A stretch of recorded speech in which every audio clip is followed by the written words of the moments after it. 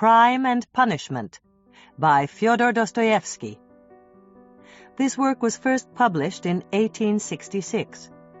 This recording is copyrighted 1991 by Recorded Books. Fyodor Dostoevsky was born in Moscow on October 30, 1821, and his 60 years of life spanned a time of great change in Russian history. As a young man, Dostoevsky became part of the liberal intelligentsia and found himself heralded by some members of radical groups. In 1849, he was arrested and imprisoned for radical activity and sentenced to die. Moments before being shot by a firing squad, a pardon was given by the Tsar, and he was instead given 4 years of hard labor in a Siberian prison camp. Dostoevsky was profoundly changed by this experience, and it was his lifelong struggle to suppress the rebel in his soul that has left us with one of the world's most compelling depictions of a man at war with himself. Chapter 1. On an exceptionally hot evening, early in July, a young man came out of the garret in which he lodged in S Place and walked slowly, as though in hesitation, towards K Bridge. He had successfully avoided meeting his landlady on the staircase. His garret was under the roof of a high, 5-storied house, and was more like a cupboard than a room. The landlady, who provided him with garret, dinners, and attendance, lived on the floor below, and every time he went out, he was obliged to pass her kitchen, the door of which invariably stood open. And each time he passed, the young man had a sick, frightened feeling, which made him scowl and feel ashamed. He was hopelessly in debt to his landlady, and was afraid of meeting her. This was not because he was cowardly and abject, quite the contrary. But for some time past, he had been in an overstrained, irritable condition, verging on hypochondria. He had become so completely absorbed in himself and isolated from his fellows that he dreaded meeting not only his landlady, but anyone at all.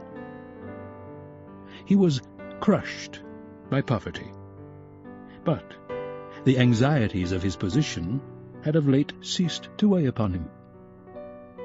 He had given up attending to matters of practical importance. He had lost all desire to do so. Nothing that any landlady could do had a real terror for him, but to be stopped on the stairs, to be forced to listen to her trivial, irrelevant gossip, to pestering demands for payment, threats and complaints, and to rack his brains for excuses, to prevaricate, to lie. No. Rather than that, he would creep down the stairs like a cat and slip out unseen. This evening, however, on coming out into the street, he became acutely aware of his fears. I want to attempt a thing like that, and am frightened by these trifles, he thought, with an odd smile. Yes, all is in a man's hands, and he lets it all slip from cowardice. That's an axiom. It would be interesting to know what it is men are most afraid of. Taking a new step, uttering a new word is what they fear most. But I am talking too much. It's because I chatter that I do nothing. Or perhaps it is that I chatter because I do nothing.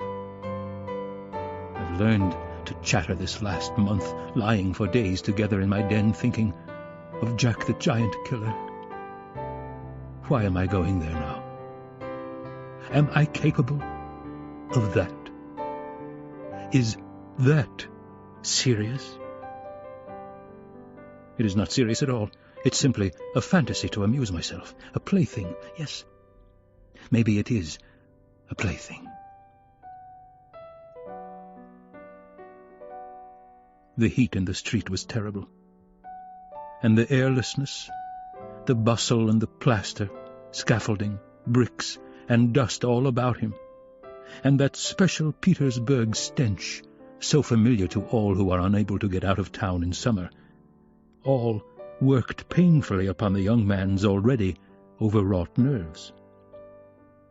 The insufferable stench from the pothouses, which are particularly numerous in that part of the town, and the drunken men whom he met continually, although it was a working day, completed the revolting misery of the picture. An expression of the profoundest disgust gleamed for a moment in the young man's refined face.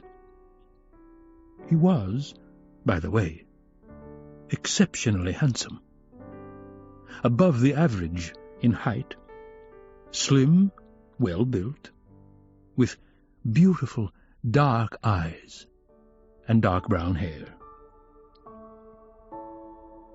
Soon he sank into deep thought, or, more accurately speaking, into a complete blankness of mind. He walked along, not observing what was about him, and not caring to observe it. From time to time he would mutter something, from the habit of talking to himself, to which he had just confessed. At these moments he would become conscious that his ideas were sometimes in a tangle, and that he was very weak.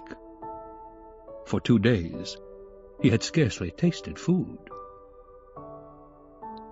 He was so badly dressed that even a man accustomed to shabbiness would have been ashamed to be seen in the street in such rags. In that quarter of the town, however, scarcely any shortcoming in dress would have created surprise. Owing to the proximity of the Haymarket, the number of establishments of bad character, the preponderance of the trading and working-class population crowded in these streets and alleys in the heart of Petersburg, types so various were to be seen in the streets that no figure, however queer, would have caused surprise. But there was such accumulated bitterness and contempt in the young man's heart that, in spite of all the fastidiousness of youth, he minded his rags least of all in the street. It was a different matter when he met with acquaintances, or with former fellow students, whom, indeed, he disliked meeting at any time. And yet, when a drunken man, who, for some unknown reason, was being taken somewhere in a huge wagon dragged by a heavy dray horse, suddenly shouted at him as he drove past, "Hey there, German hatter!" bawling at the top of his voice and pointing at him, the young man stopped suddenly and clutched tremulously at his hat. It was a tall, round hat from Zimmermann's, but completely worn out, rusty with age, all torn and bespattered, brimless, and bent on one side in a most unseemly fashion. Not shame, however, but quite another feeling, akin to terror, had overtaken him. "I knew it," he muttered in confusion. "I thought so. That's the worst of all. Why, a stupid thing like this, the most trivial detail might spoil the whole plan. Yes, my hat is too noticeable. It looks absurd, and that makes it noticeable. With my rags I ought to wear a cap, any sort of old pancake, but not this grotesque thing. Nobody wears such a hat. It would be noticed a mile off. It would be remembered. What matters is that people would remember it, and that would give them a clue. For this business, one should be as little conspicuous as possible. Trifles. Trifles are what matter. Why, it's just such trifles that always ruin everything." He had not far to go. He knew indeed how many steps it was from the gate of his lodging-house, exactly 730. He had counted them once, when he had been lost in dreams. At the time, he had put no faith in those dreams, and was only tantalizing himself by their hideous but daring recklessness. Now, a month later, he had begun to look upon them differently, and, in spite of the monologues in which he jeered at his own impotence and indecision, he had involuntarily come to regard this hideous dream as an exploit to be attempted, although he still did not realize this himself. He was positively going now for a rehearsal of his project, and at every step his excitement grew more and more violent. With a sinking heart and a nervous tremor, he went up to a huge house, which on one side looked onto the canal, and on the other into the street. This house was divided into tiny tenements, and was inhabited by working people of all kinds, tailors, locksmiths, cooks, Germans of sorts, girls picking up a living as best they could, petty clerks, etc. There was a continual coming and going through the two gates and in the two courtyards of the house. 3 or 4 doorkeepers were employed on the building. The young man was very glad to meet none of them, and at once slipped unnoticed through the door on the right and up the staircase. It was a back staircase, dark and narrow, but he was familiar with it already, and knew his way, and he liked all these surroundings. In such darkness, even the most inquisitive eyes were not to be dreaded. If I am so scared now, what would it be if it somehow came to pass that I were really going to do it? He could not help asking himself as he reached the 4th story. There his progress was barred by some porters who were engaged in moving furniture out of a flat.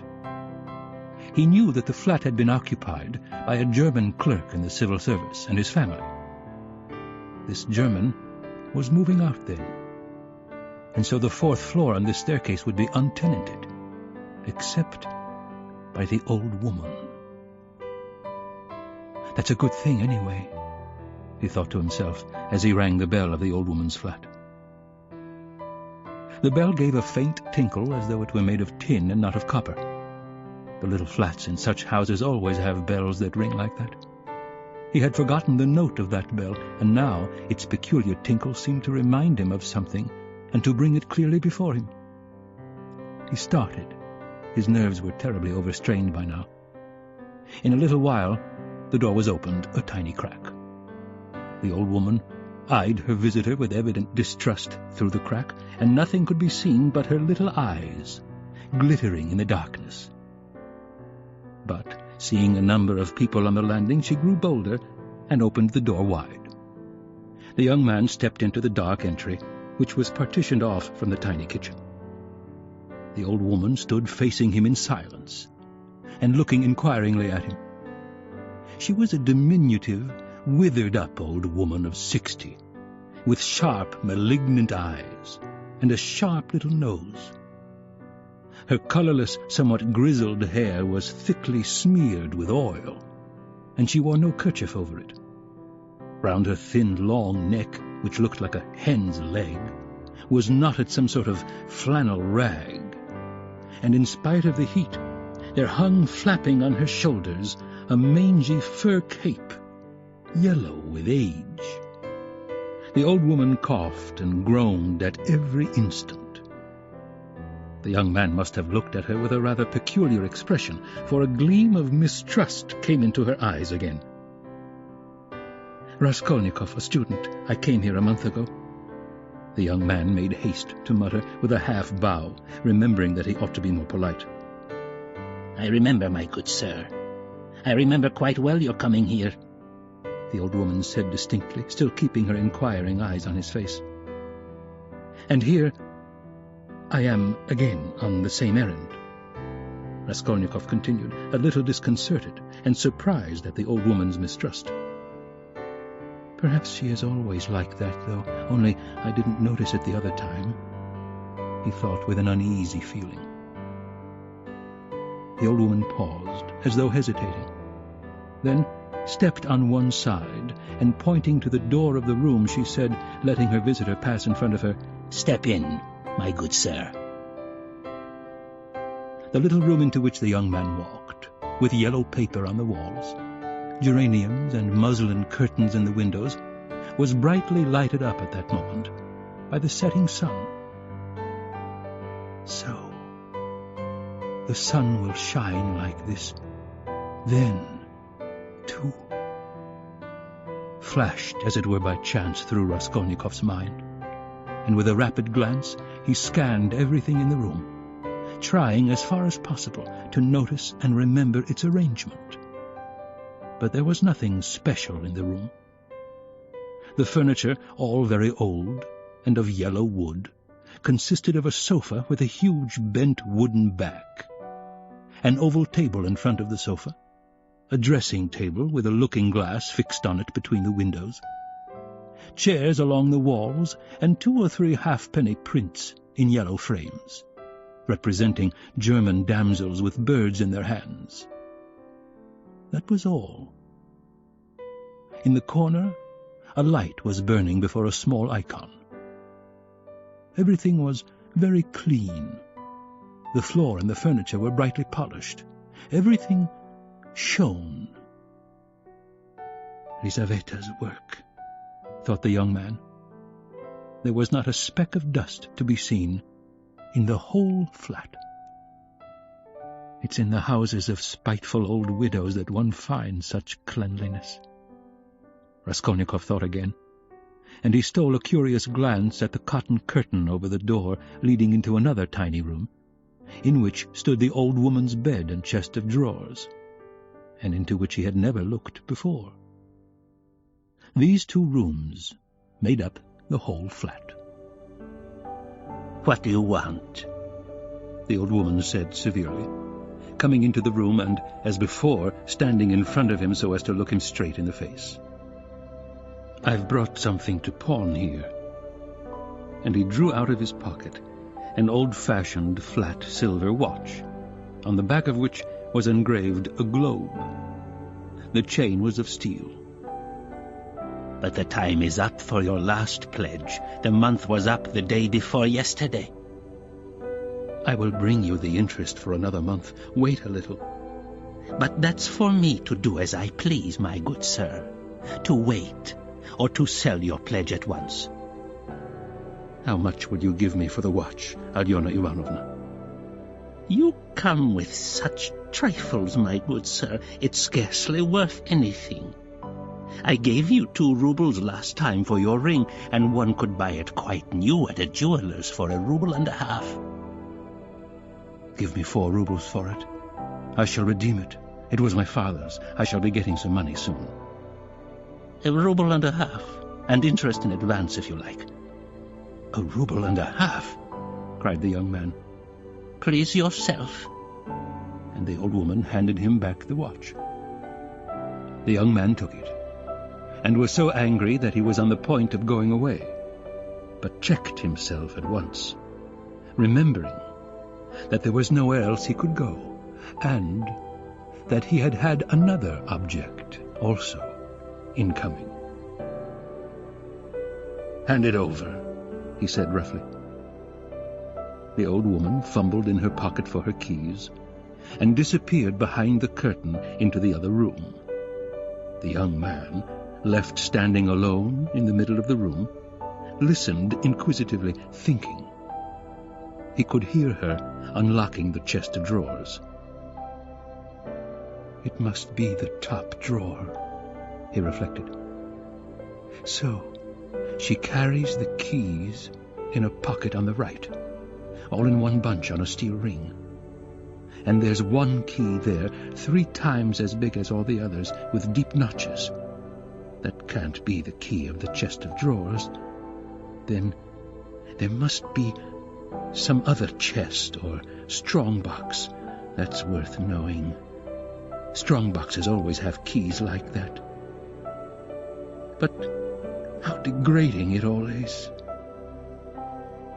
The old woman came back. Here, sir. As we say, 10 kopecks the ruble a month, so I must take 15 kopecks from a ruble and a half for the month in advance. But for the 2 rubles I lent you before, you owe me now 20 kopecks on the same reckoning in advance. That makes 35 kopecks altogether, so I must give you a ruble and 15 kopecks for the watch. Here it is. What? Only a ruble and 15 kopecks now? Just so. The young man did not dispute it, and took the money. He looked at the old woman, and was in no hurry to get away, as though there was still something he wanted to say or to do, but he did not himself quite know what. I may be bringing you something else in a day or two, Alyona Ivanovna, a valuable thing. Silver, a cigarette box, as soon as I get it back from a friend. He broke off in confusion. Well, we will talk about it then, sir. Goodbye. Are you always at home alone? Your sister is not here with you? He asked her as casually as possible as he went out into the passage. What business is she of yours, my good sir? Oh, nothing particular. I simply asked. You are too quick. Good day, Alyona Ivanovna. Raskolnikov went out in complete confusion.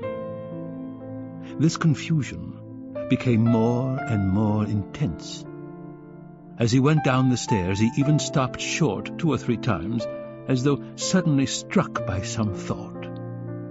When he was in the street, he cried out, "Oh God, how loathsome it all is! And can I possibly... No, it's nonsense. It's rubbish," he added resolutely. And how could such an atrocious thing come into my head? What filthy things my heart is capable of. Yes, filthy above all, disgusting, loathsome, loathsome. And for a whole month I've been...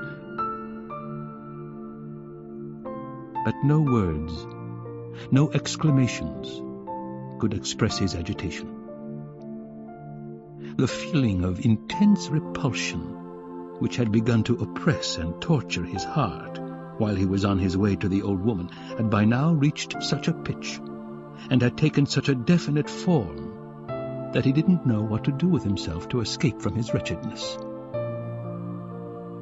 He walked along the pavement like a drunken man, regardless of the passers-by, and jostling against them, and only came to his senses when he was in the next street. Looking round, he noticed that he was standing close to a tavern which was entered by steps leading from the pavement to the basement.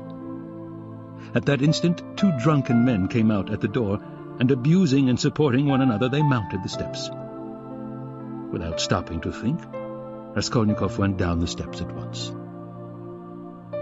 Till that moment, he had never been into a tavern, but now he felt giddy and was tormented by a burning thirst. He longed for a drink of cold beer, and attributed his sudden weakness to the want of food. He sat down at a sticky little table in a dark and dirty corner, ordered some beer, and eagerly drank off the first glassful. At once he felt easier, and his thoughts became clear. "All that's nonsense," he said hopefully, "and there is nothing in it to worry about. It's simply physical derangement. Just a glass of beer, a piece of dry bread, and in one moment the brain is stronger, the mind is clear, and the will is firm. Phew! How utterly petty it all is." But in spite of this scornful reflection, he was by now looking cheerful, as though he were suddenly set free from a terrible burden, and he gazed round in a friendly way at the people in the room. But even at that moment he had a dim foreboding that this happier frame of mind was also not normal. There were few people at the time in the tavern. Besides the 2 drunken men he had met on the steps, a group consisting of about 5 men and a girl with a concertina had gone out at the same time. Their departure left the room quiet and rather empty. The persons still in the tavern were a man who appeared to be an artisan, drunk, but not extremely so, sitting before a pot of beer, and his companion, a huge, stout man with a grey beard in a short, full-skirted coat. He was very drunk, and had dropped asleep on the bench. Every now and then he began, as though in his sleep, cracking his fingers, with his arms wide apart and the upper part of his body bounding about on the bench, while he hummed some meaningless refrain, trying to recall some such lines as these: "His wife a year he fondly loved, his wife a year he fondly loved." Or suddenly waking up again, "Walking along the crowded row, he met the one he used to know." But no one shared his enjoyment. His silent companion looked with positive hostility and mistrust at all these manifestations. There was another man in the room who looked somewhat like a retired government clerk. He was sitting apart, now and then sipping from his pot and looking around at the company. He, too, appeared to be in some agitation.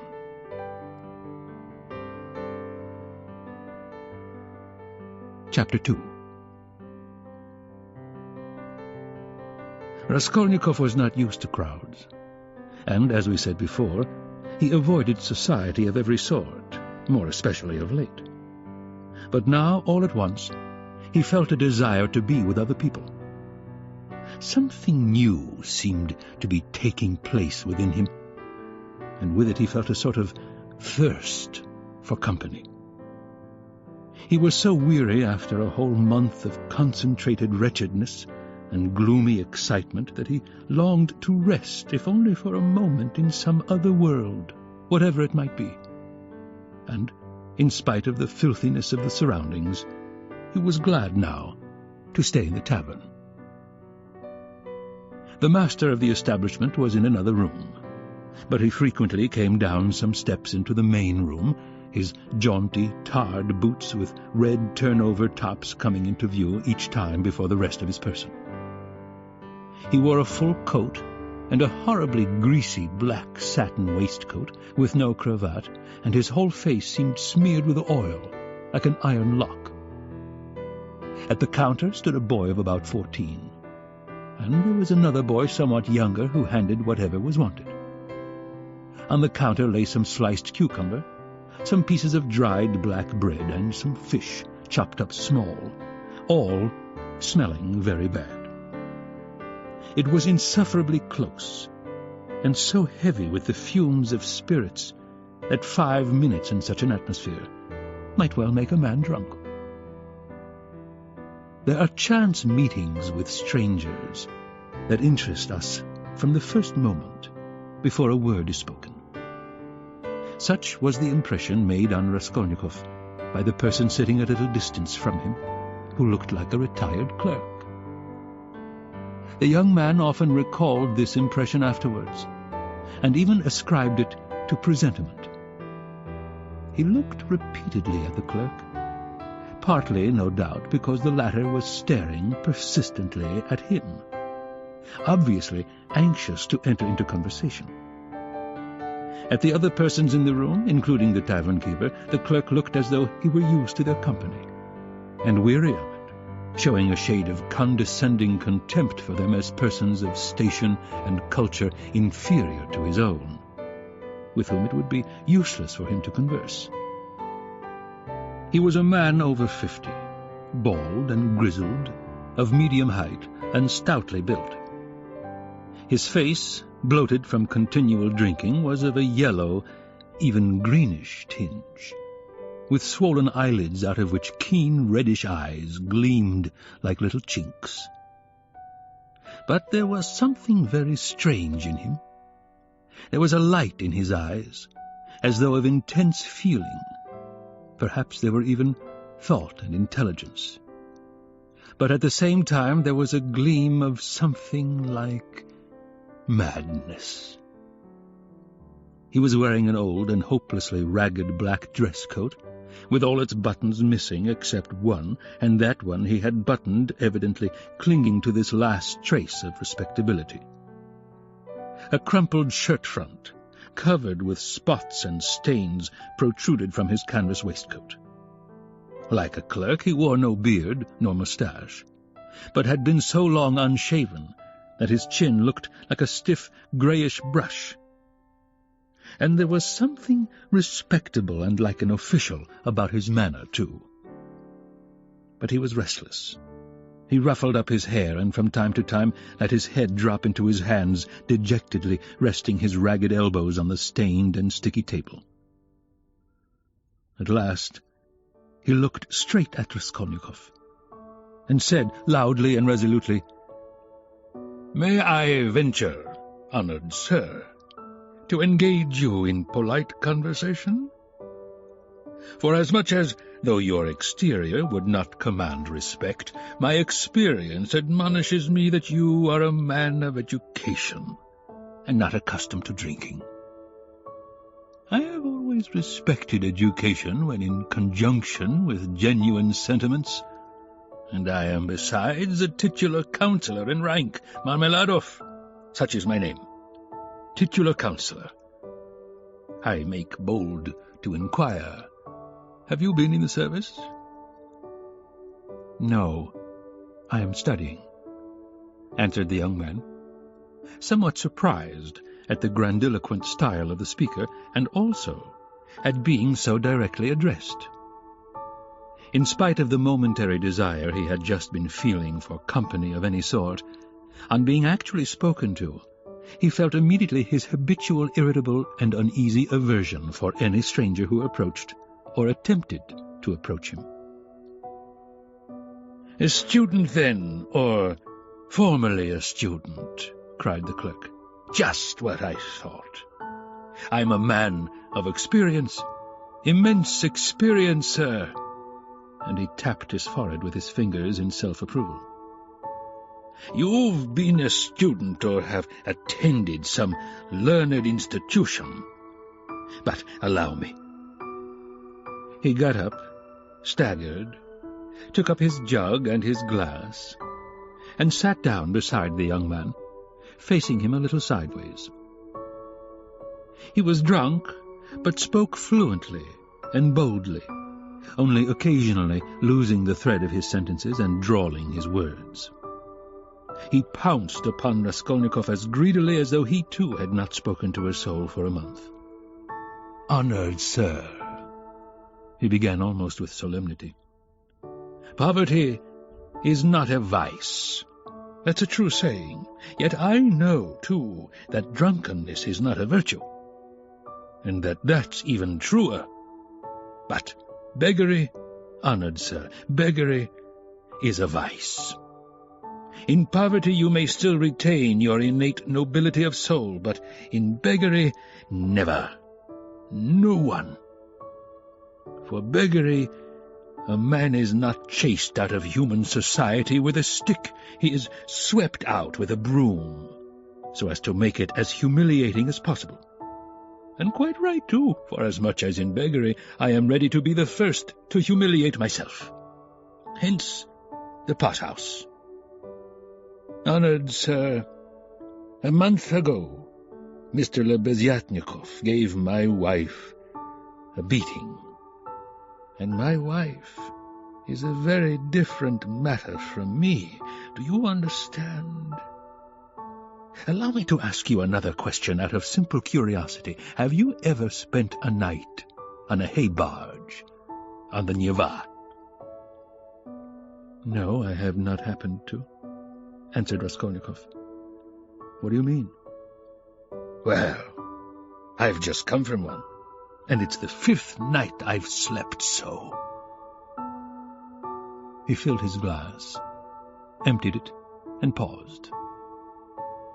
Bits of hay were, in fact, clinging to his clothes and sticking to his hair.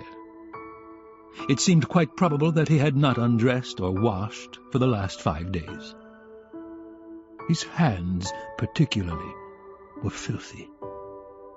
They were fat and red, with black nails. His conversation seemed to excite a general, though languid, interest. The boys at the counter fell to sniggering. The innkeeper came down from the upper room, apparently on purpose to listen to the funny fellow, and sat down at a little distance, yawning lazily, but with dignity. Evidently Marmeladov was a familiar figure here, and he had most likely acquired his weakness for high-flown speeches from the habit of frequently entering into conversation with strangers of all sorts in the tavern. This habit develops into a necessity in some drunkards, and especially in those who are looked after sharply and kept in order at home. Hence, in the company of other drinkers, they try to justify themselves, and even, if possible, obtain consideration.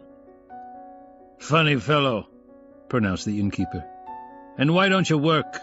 Why aren't you at your duty, if you are in the service?" "Why am I not at my duty, honored sir?" Marmeladov went on, addressing himself exclusively to Raskolnikov, as though it had been he who put that question to him. "Why am I not at my duty?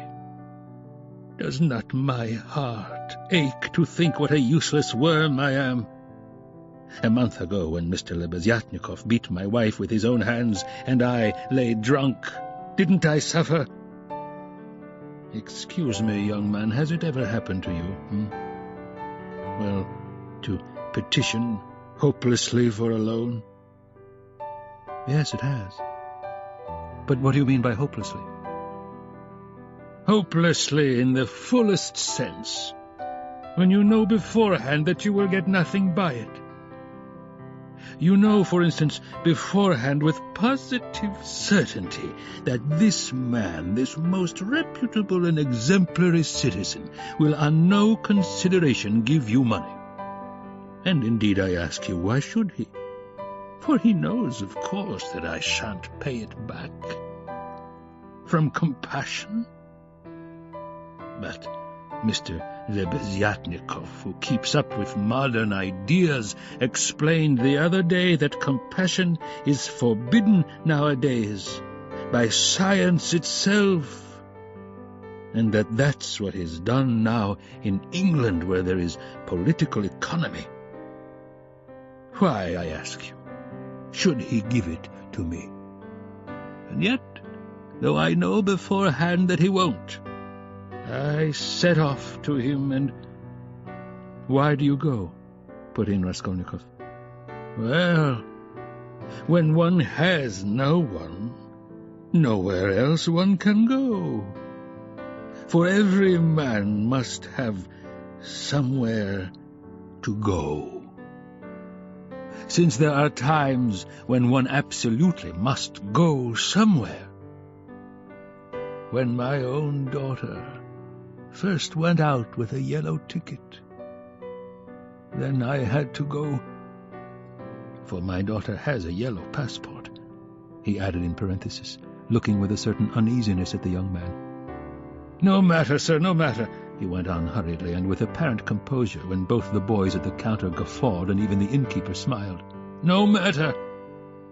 I am not confounded by the wagging of their heads, for everyone knows everything about it already, and all that is secret is made open, and I accept it all, not with contempt, but with humility. So be it. So be it. Behold the man." "Excuse me, young man, can you—" "No, to put it more strongly and more distinctly, not can you, but dare you, looking upon me, assert that I am not a pig?"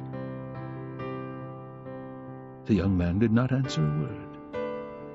"Well," the orator began again, stolidly, and with even increased dignity, after waiting for the laughter in the room to subside. "Well, so be it. I am a pig. But she is a lady. I have the semblance of a beast. But Katerina Ivanovna, my spouse, is a person of education and an officer's daughter. Granted, I am a scoundrel, but she is a woman of a noble heart, full of sentiments, refined by education. And yet, oh, if only she felt for me. Honored sir, you know every man ought to have at least one place where people feel for him. But Katerina Ivanovna, though she is magnanimous, she is unjust. And yet, although I realize that when she pulls my hair, she only does it out of pity, for I repeat, without being ashamed, she pulls my hair, young man, he declared with redoubled dignity, hearing the sniggering again. But, my God, if she would but once... But no, it's all in vain, and it's no use talking. No use talking, for more than once my wish did come true, and more than once she has felt for me, but such is my fate, and I am a beast by nature. I'll say, assented the innkeeper, yawning. Marmeladov struck his fist resolutely on the table. Such is my fate. Do you know, sir, I have sold her very stockings for drink. Not her shoes. That would be more or less in the order of things, but her stockings I have sold for drink. Her mohair shawl I sold for drink. A present to her long ago, her own property, not mine. And we live in a cold room, and she caught cold this winter and has begun coughing and spitting blood, too. We have 3 little children, and Katerina Ivanovna is at work from morning till night. She is scrubbing and cleaning and washing the children, for she's been used to cleanliness from a child. But her chest is weak, and she has a tendency to consumption, and I feel it. Do you suppose I don't feel it? And the more I drink, the more I feel it. That's why I drink too. I try to find sympathy and feeling in drink. I drink so that I may suffer twice as much. And as though in despair, he laid his head down on the table. Young man, he went on, raising his head again, in your face I seem to read some trouble of mind. When you came in, I read it. And that was why I addressed you at once, for in unfolding to you the story of my life, I do not wish to make myself a laughing stock before these idle listeners, who indeed know all about it already. But I am looking for a man of feeling and education. Know then that my wife was educated in a high-class school for the daughters of noblemen, and on leaving she danced the shawl dance before the governor and other personages, for which she was presented with a gold medal and a certificate of merit. The medal, well, the medal, of course, was sold long ago.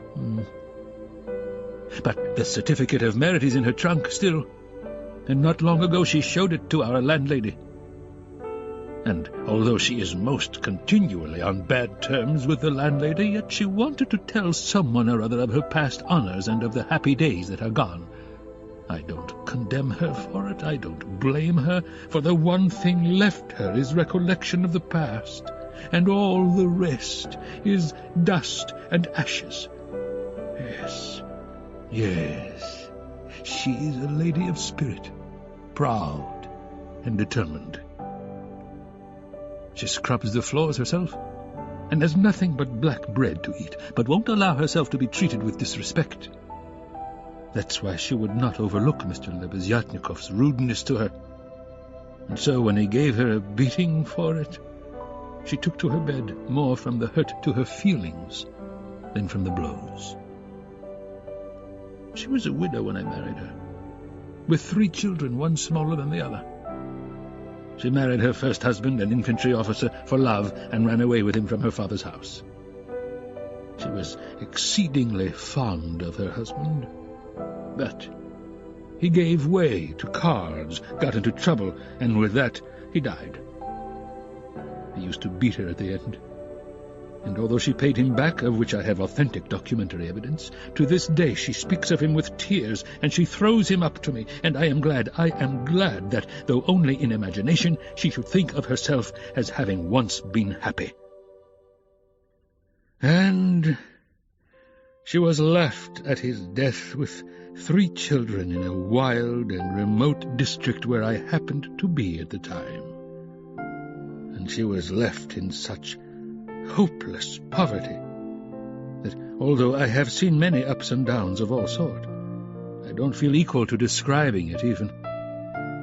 Her relations had all thrown her off, and she was proud, too, excessively proud. And then, honoured sir, and then I, being at the time a widower, with a daughter of 14 left me by my first wife, offered her my hand. For I could not bear the sight of such suffering.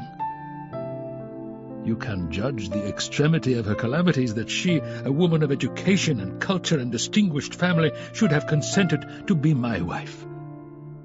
But she did. Weeping and sobbing and wringing her hands, she married me. For she had nowhere to turn. Do you understand, sir?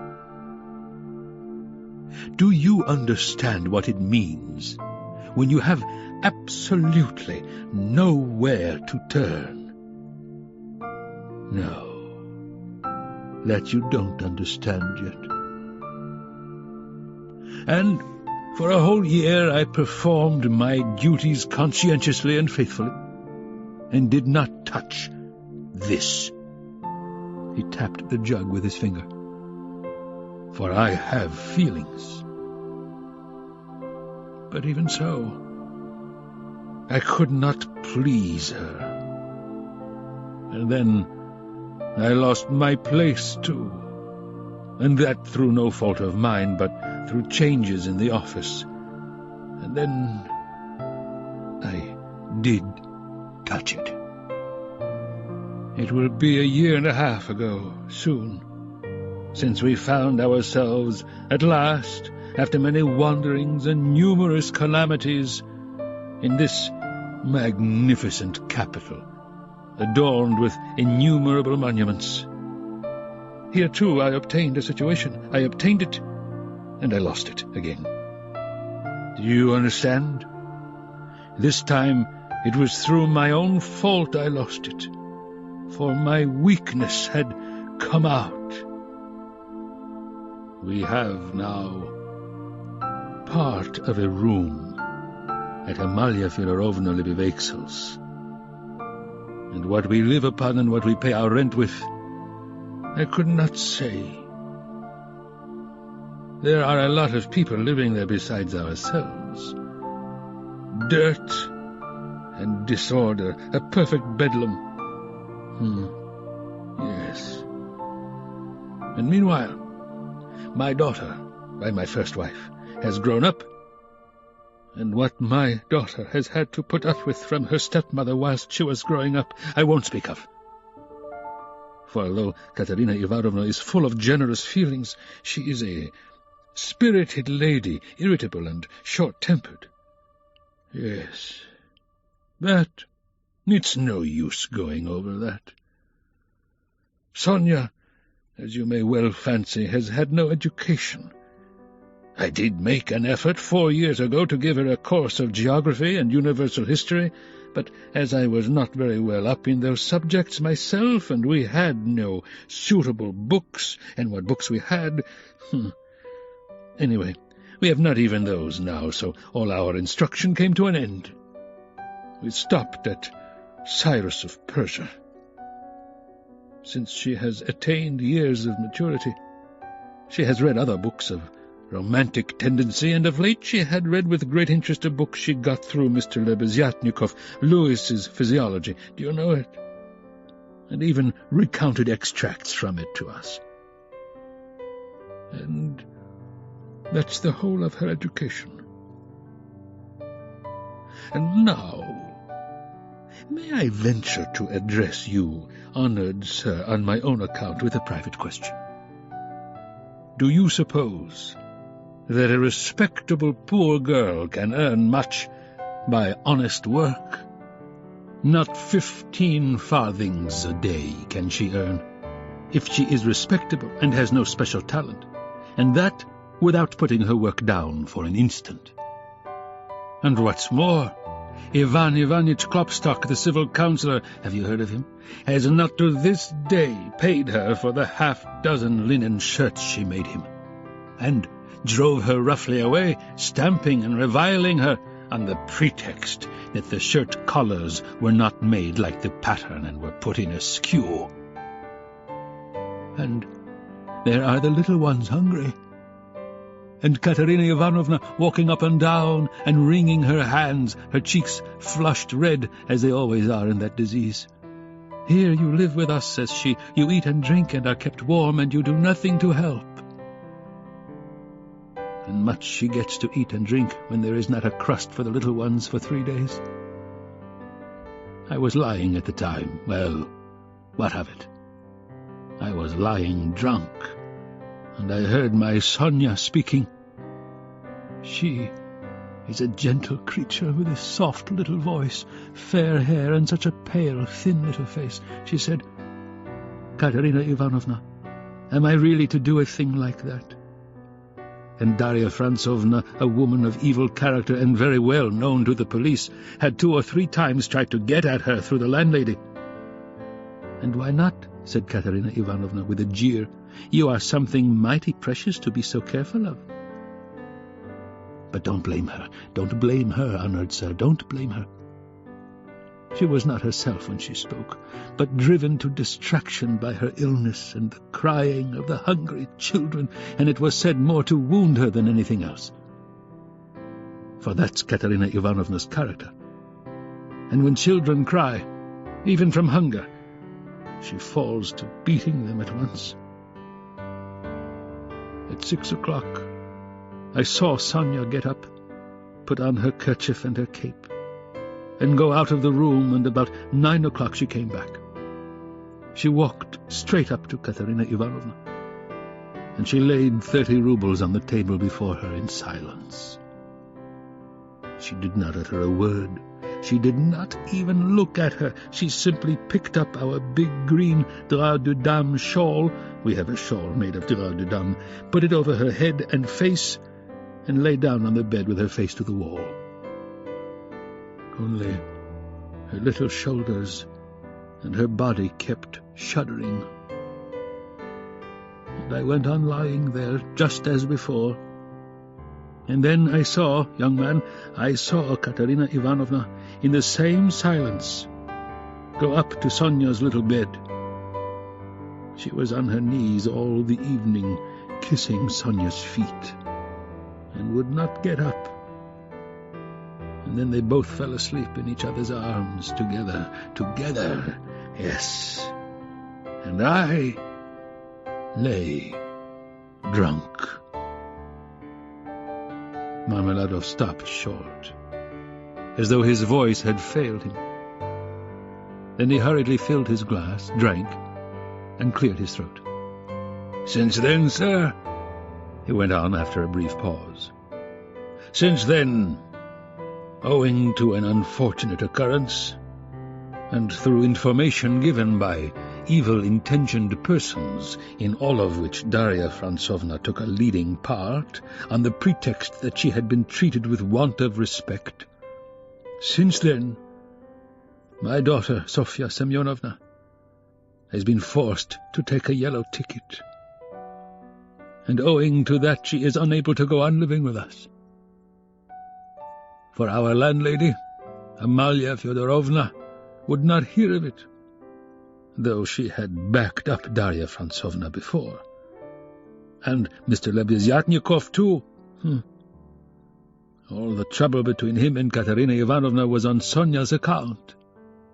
At first he was for making up to Sonia himself, and then all of a sudden he stood on his dignity.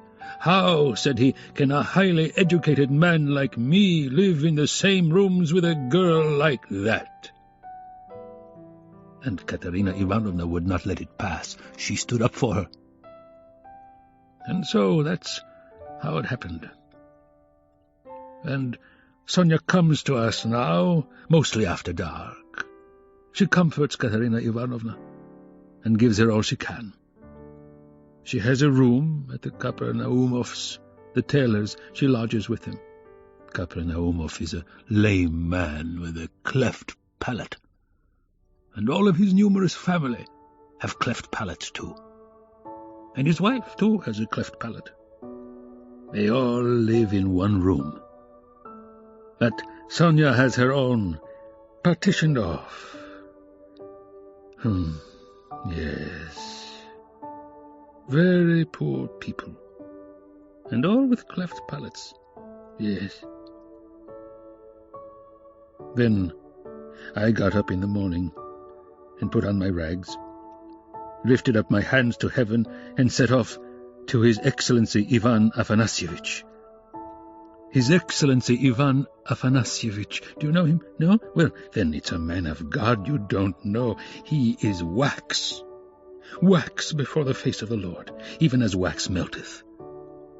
His eyes were dim when he heard my story. Marmeladov, once already you have deceived my expectations. I'll take you once more on my own responsibility. That's what he said. Remember, he said, and now you can go.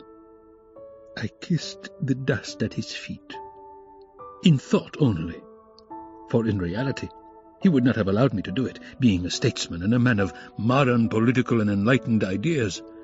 I returned home, and when I announced that I'd been taken back into the service and should receive a salary, heavens, what a to-do there was! Marmeladov stopped again, in violent excitement.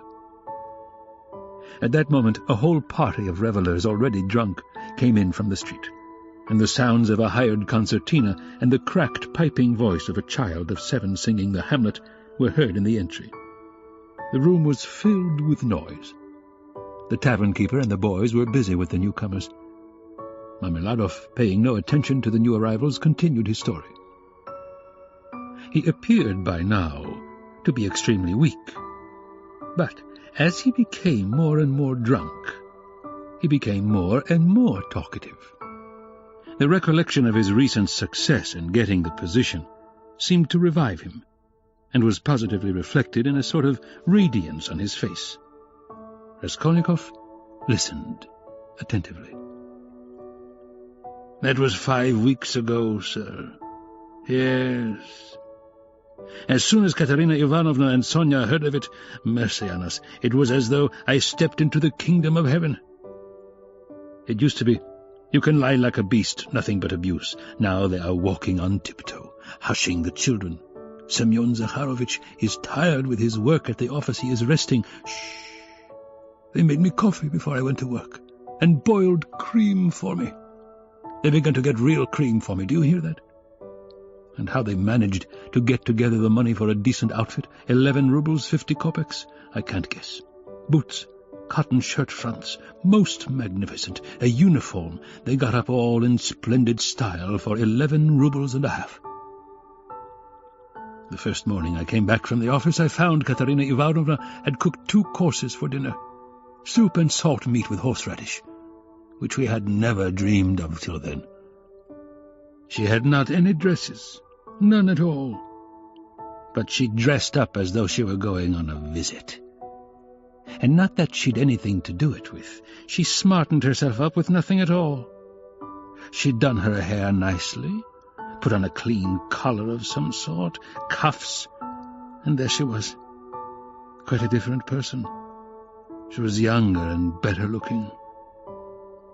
Sonia, my little darling, had only helped with money for the time, she said. It won't do for me to come and see you too often.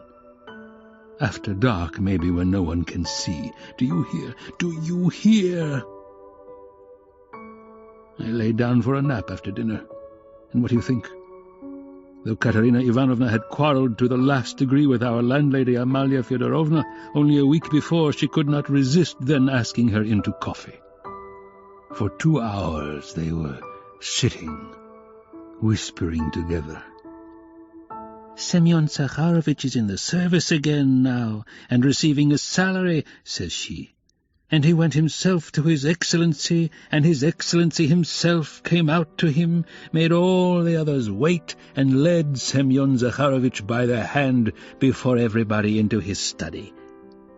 Do you hear? Do you hear? To be sure, says he, Semyon Zakharovitch, remembering your past services, says he, and in spite of your propensity to that foolish weakness, since you promise now, and since, moreover, we've got on badly without you. Do you hear? Do you hear? And so, says he, I rely now on your word as a gentleman. And all that, let me tell you, she has simply made up for herself, and not simply out of wantonness, for the sake of bragging, no. She believes it all herself. She amuses herself with her own fancies, upon my word she does. And I don't blame her for it, no, I don't blame her. 6 days ago, when I brought her my first earnings in full, 23 rubles 40 kopecks altogether, she called me her puppet. Puppet, said she, my little puppet. And when we were by ourselves, you understand, you would not think me a beauty, you would not think much of me as a husband, would you? Well, she pinched my cheek. My little puppet, said she. Marmeladov broke off, tried to smile, but suddenly his chin began to twitch. He controlled himself, however. The tavern, the degraded appearance of the man, the 5 nights in the hay barge, and the pot of spirits, and yet this poignant love for his wife and children bewildered his listener. Raskolnikov listened intently, but with a sick sensation. He felt vexed that he had come here. Honored sir, cried Marmeladov, recovering himself. Oh, sir, perhaps all this seems a laughing matter to you, as it does to others, and perhaps I am only worrying you with the stupidity of all the trivial details of my home life. But it is not a laughing matter to me, for I can feel it all, and the whole of that heavenly day of my life, and the whole of that evening I passed in fleeting dreams of how I would arrange it all, and how I would dress all the children, and how I should give her rest, and how I should rescue my own daughter from dishonor and restore her to the bosom of her family, and a great deal more. Quite excusable, sir. Well, then, sir... Marmeladov suddenly gave a sort of start, raised his head, and gazed intently at his listener. Well, on the very next day after all those dreams, That is to say, exactly 5 days ago, in the evening, by a cunning trick like a thief in the night, I stole from Katerina Ivanovna the key of her box, took out what was left of my earnings. How much it was I have forgotten, and now look at me, all of you. It's the 5th day since I left home, and they are looking for me there, and it's the end of my employment. And my uniform is lying in a tavern on the Egyptian bridge. I exchanged it for the garments I have on. And it's the end of everything. Marmeladov struck his forehead with his fist, clenched his teeth, closed his eyes, and leaned heavily with his elbow on the table. But a minute later, his face suddenly changed, and with a certain assumed slyness and affectation of bravado, he glanced at Raskolnikov, laughed, and said, "This morning I went to see Sonia. I went to ask her for a pick-me-up." "You don't say she gave it to you?" cried one of the newcomers. He shouted the words and went off into a guffaw.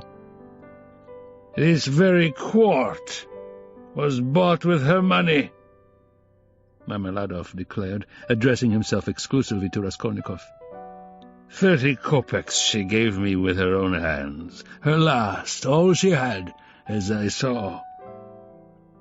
She said nothing. She only looked at me without a word. Not on earth, but up yonder, they grieve over men, they weep, but they don't blame them. They don't blame them. But it hurts more. It hurts more when they don't blame. 30 kopecks, yes. And maybe she needs them now, eh? What do you think, my dear sir? For now she's got to keep up her appearance. It costs money. That smartness, that special smartness, you know. Do you understand? And there's hair pomade, too, you see. She must have things. Petticoats, starched ones, shoes, too, real jaunty ones to show off her foot when she has to step over a puddle. Do you understand, sir? Do you understand what all that smartness means? And here I, her own father, here I took 30 kopecks of that money for a drink, and I am drinking it, and I have already drunk it. Come, who will have pity on a man like me, eh? Are you sorry for me, sir, or not? Tell me, sir. Are you sorry or not?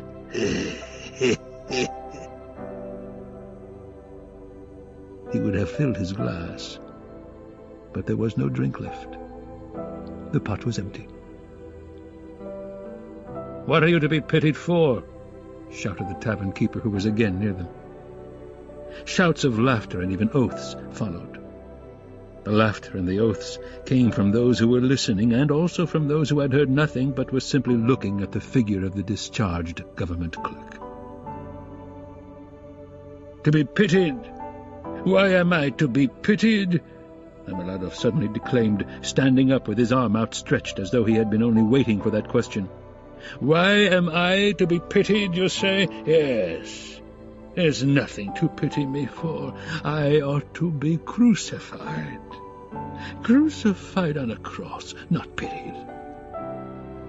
Crucify me, O Judge, crucify me, but pity me. And then I will go of myself to be crucified, for it's not merrymaking I seek, but tears and tribulation. Do you suppose, you that sell, that this pint of yours has been sweet to me? It was tribulation I sought at the bottom of it. Tears and tribulation, and have found it, and I have tasted it. But he will pity us, who has had pity on all men, who has understood all men and all things. He is the one. He, too, is the judge. He will come in that day, and he will ask, "Where is the daughter who gave herself for her cross, consumptive stepmother, and for the little children of another? Where is the daughter who had pity upon the filthy drunkard, her earthly father, undismayed by his beastliness?" And he will say, "Come to me. I have already forgiven thee once. I have forgiven thee once. Thy sins, which are many, are forgiven thee, for thou hast loved much." And he will forgive, my Sonia. He will forgive, I know it. I felt it in my heart when I was with her just now. And he will judge and will forgive all, the good and the evil, the wise and the meek. And when he has done with all of them, then he will summon us. "You too, come forth," he will say. "Come forth, ye drunkards. Come forth, ye weak ones. Come forth, ye children of shame." And we shall all come forth without shame, and shall stand before him, and he will say unto us, "Ye are swine, made in the image of the beast, and with his mark. But come ye also."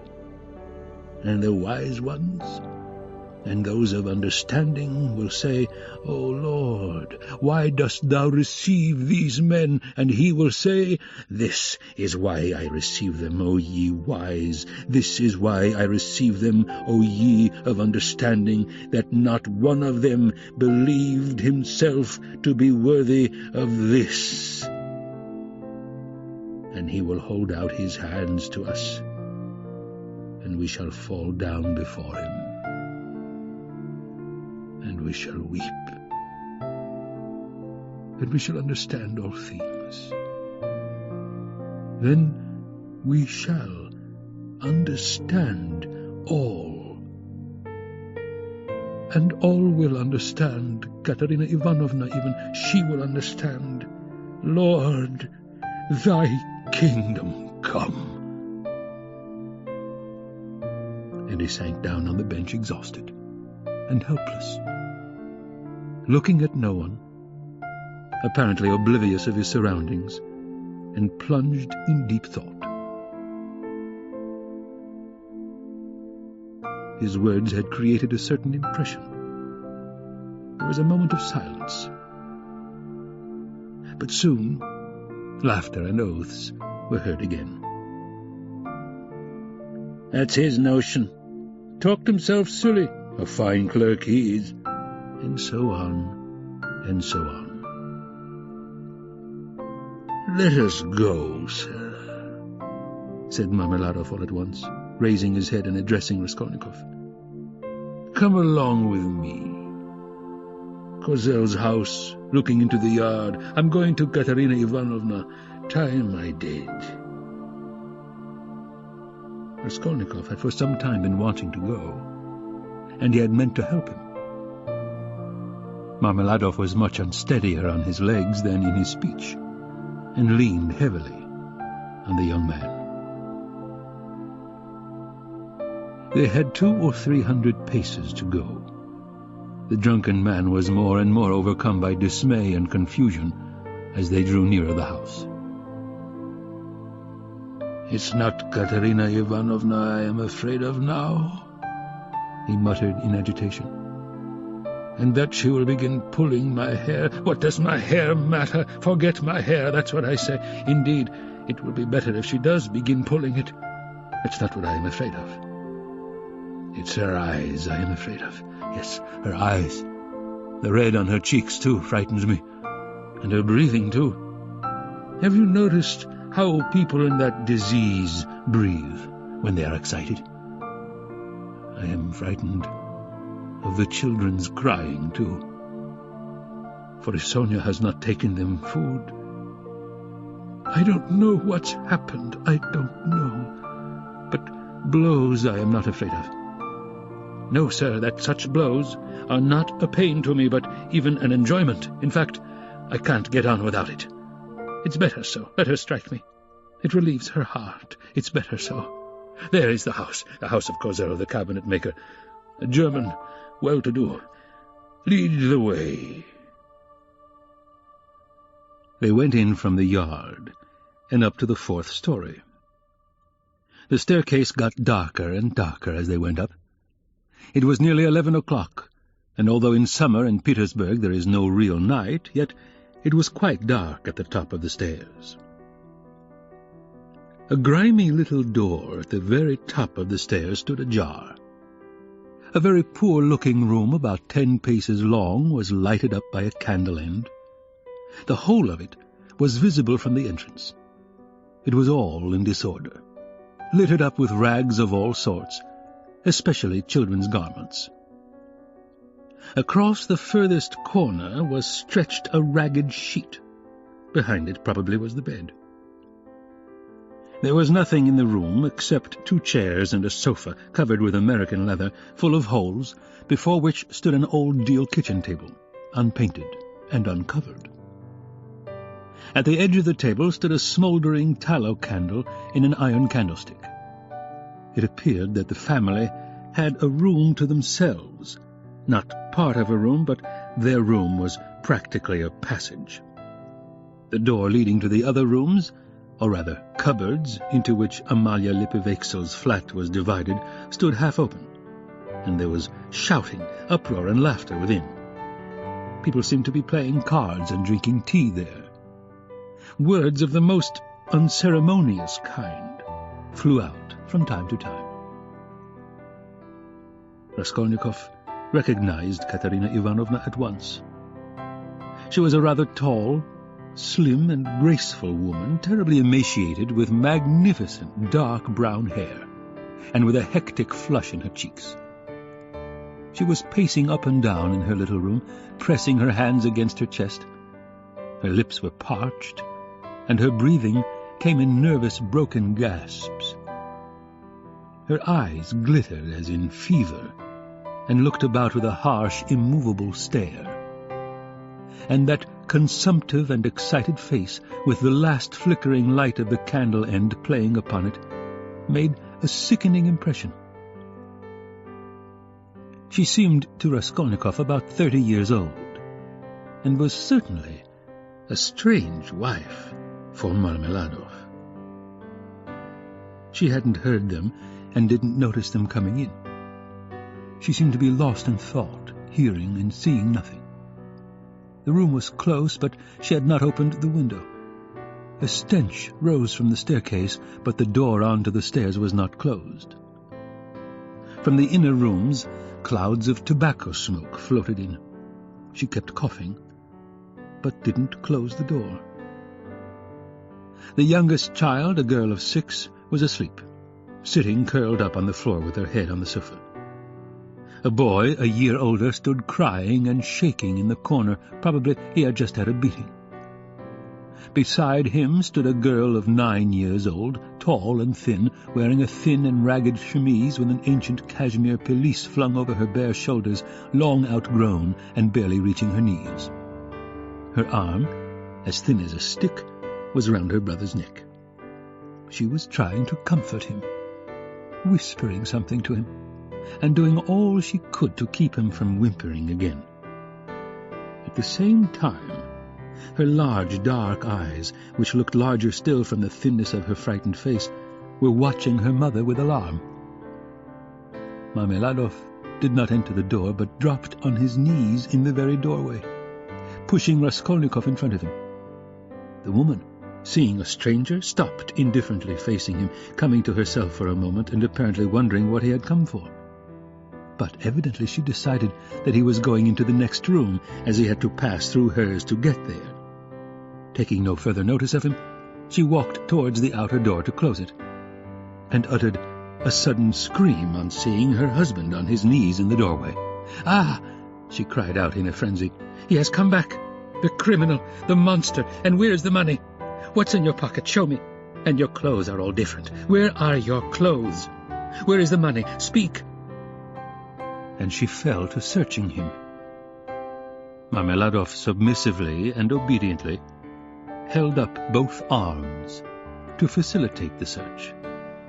Not a farthing was there. "Where's the money?" she cried. "Mercy on us! Can he have drunk it all? There were 12 silver roubles left in the chest." And in a fury, she seized him by the hair and dragged him into the room. Marmeladov seconded her efforts by meekly crawling along on his knees. "And this is a consolation to me. This does not hurt me, but is a positive consolation. Honored sir," he called out, shaken to and fro by his hair, and even once striking the ground with his forehead. The child asleep on the floor woke up and began to cry. The boy in the corner, losing all control, began trembling and screaming, and rushed to his sister in violent terror, almost in a fit. The eldest girl was shaking like a leaf. "He's drunk it! He's drunk it all!"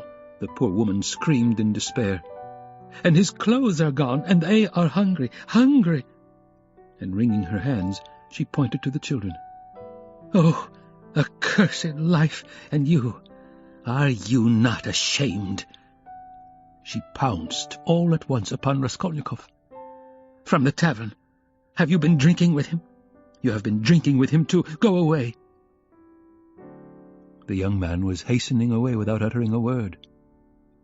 The inner door was thrown wide open, and inquisitive faces were peering in at it. Coarse, laughing faces, with pipes and cigarettes, and heads wearing caps thrust themselves in at the doorway. Further in could be seen figures in dressing gowns flung open, in costumes of unseemly scantiness, some of them with cards in their hands. They were particularly diverted when Marmeladov, dragged about by his hair, shouted that it was a consolation to him. They even began to come into the room. At last, a sinister, shrill outcry was heard. This came from Amalia Lipovexel herself, pushing her way amongst them and trying to restore order after her own fashion, and for the 100th time to frighten the poor woman by ordering her with coarse abuse to clear out of the room next day. As he went out, Raskolnikov had time to put his hand into his pocket, to snatch up the coppers he had received in exchange for his rouble in the tavern, and to lay them unnoticed on the window. Afterwards, on the stairs, he changed his mind, and would have gone back. "What a stupid thing I've done," he thought to himself. "They have Sonia, and I want it myself." But reflecting that it would be impossible to take it back now, and that in any case he would not have taken it, he dismissed it with a wave of his hand and went back to his lodging. "Sonia wants hair pomade too," he said as he walked along the street, and he laughed malignantly. "Such smartness costs money. And maybe Sonia herself would be bankrupt today, for there is always a risk, hunting big game, digging for gold.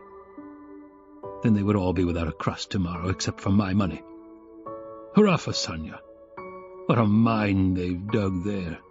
And they're making the most of it. Yes, they are making the most of it. They've wept over it and grown used to it.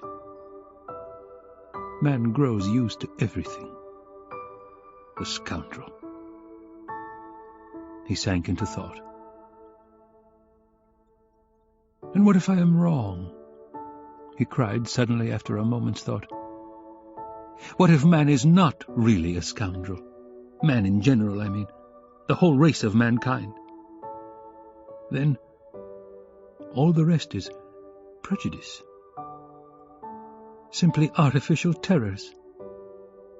And there are no barriers. And it's all as it should be."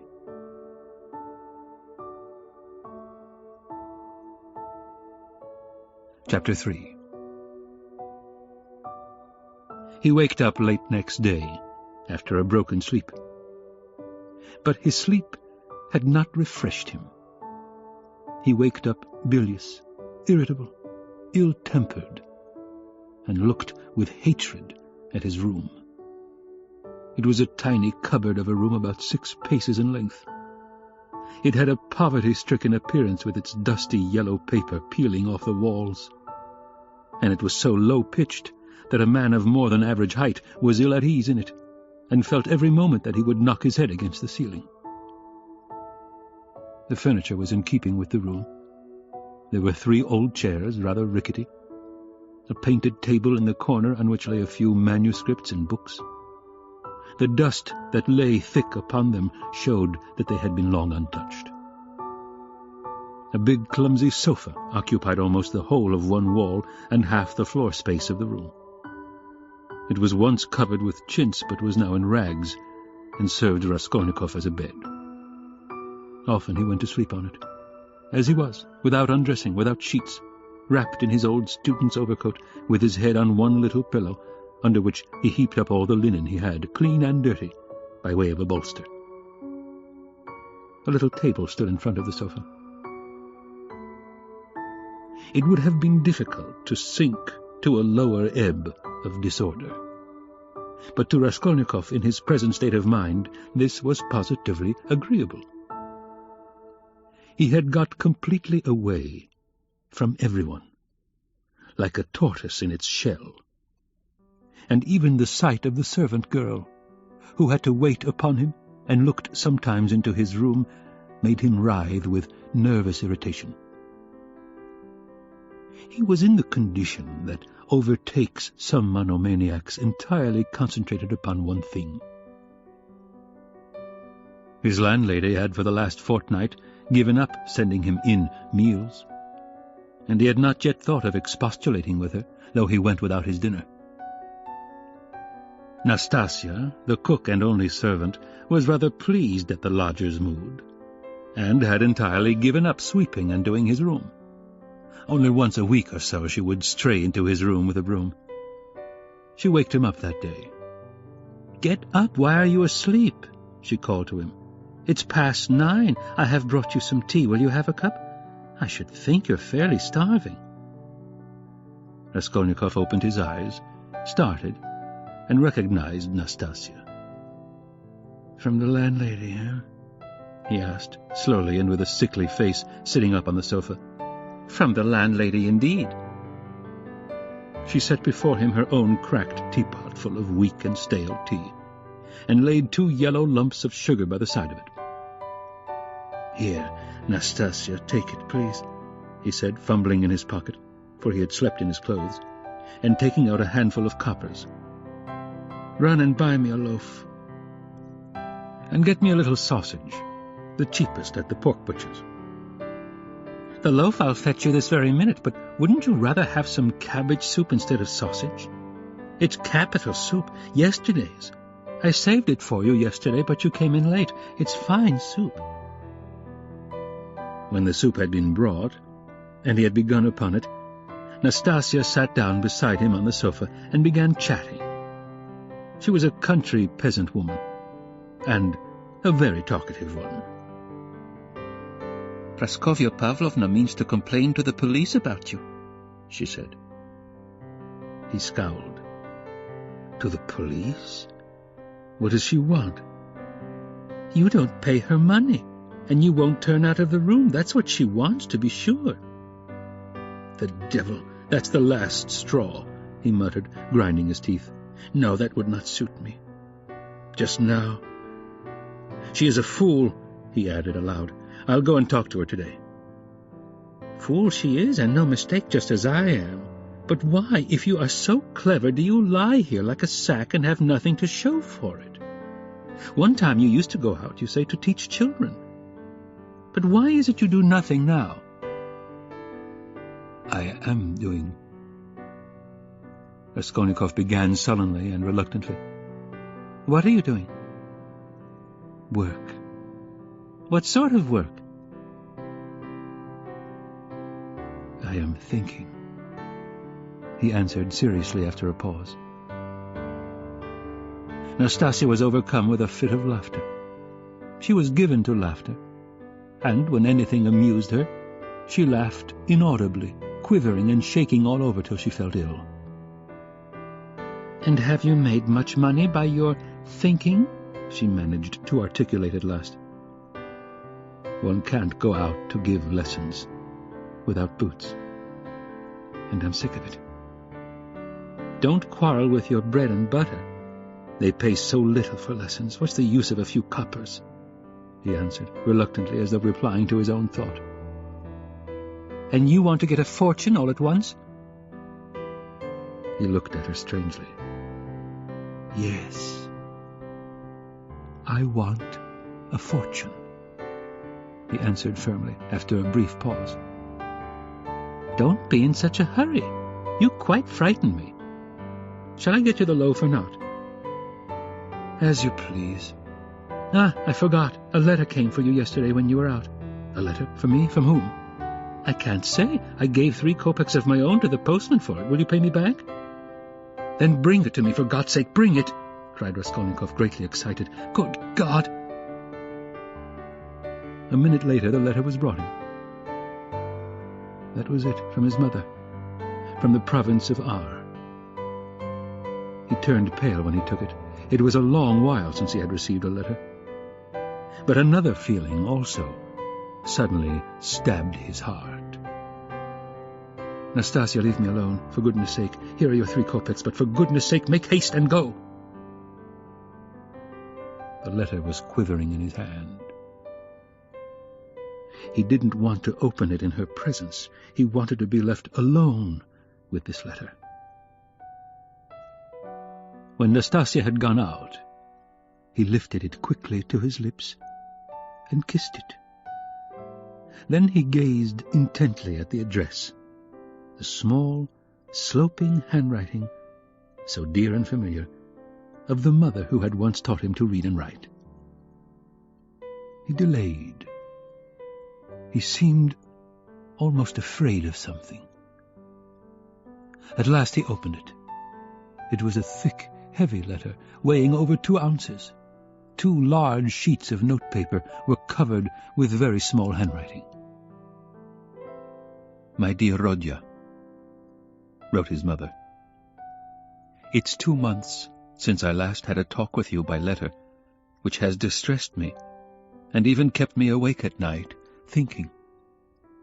But I am sure you will not blame me for my inevitable silence.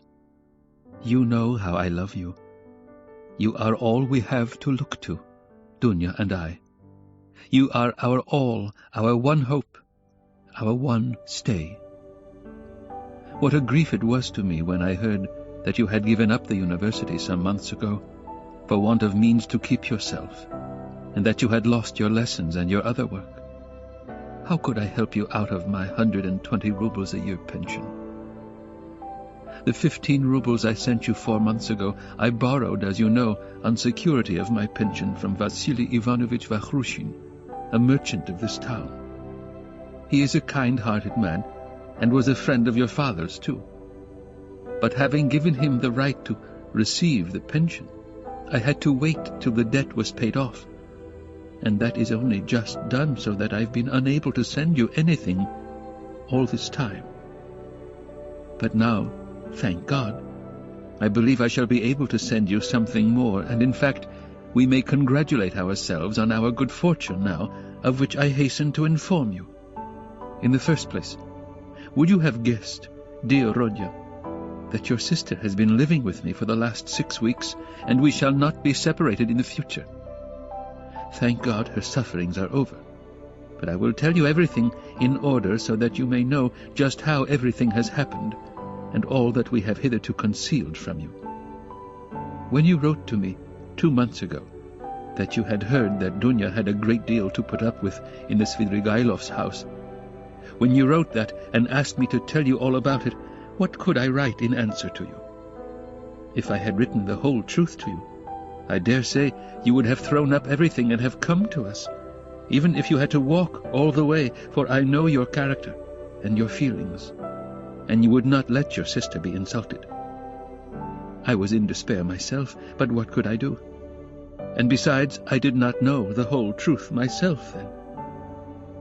What made it all so difficult was that Dunya received 100 rubles in advance when she took the place as governess in their family, on condition of part of her salary being deducted every month, and so it was impossible to throw up the situation without repaying the debt. This sum, now I can explain it all to you, my precious Rodya, she took chiefly in order to send you 60 rubles which you needed so terribly then, and which you received from us last year.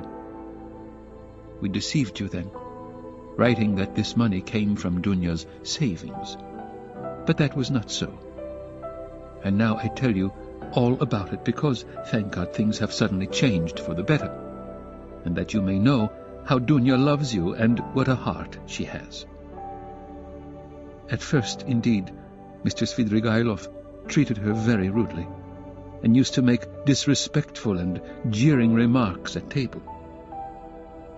But I don't want to go into all those painful details, so as not to worry you for nothing when it is now all over.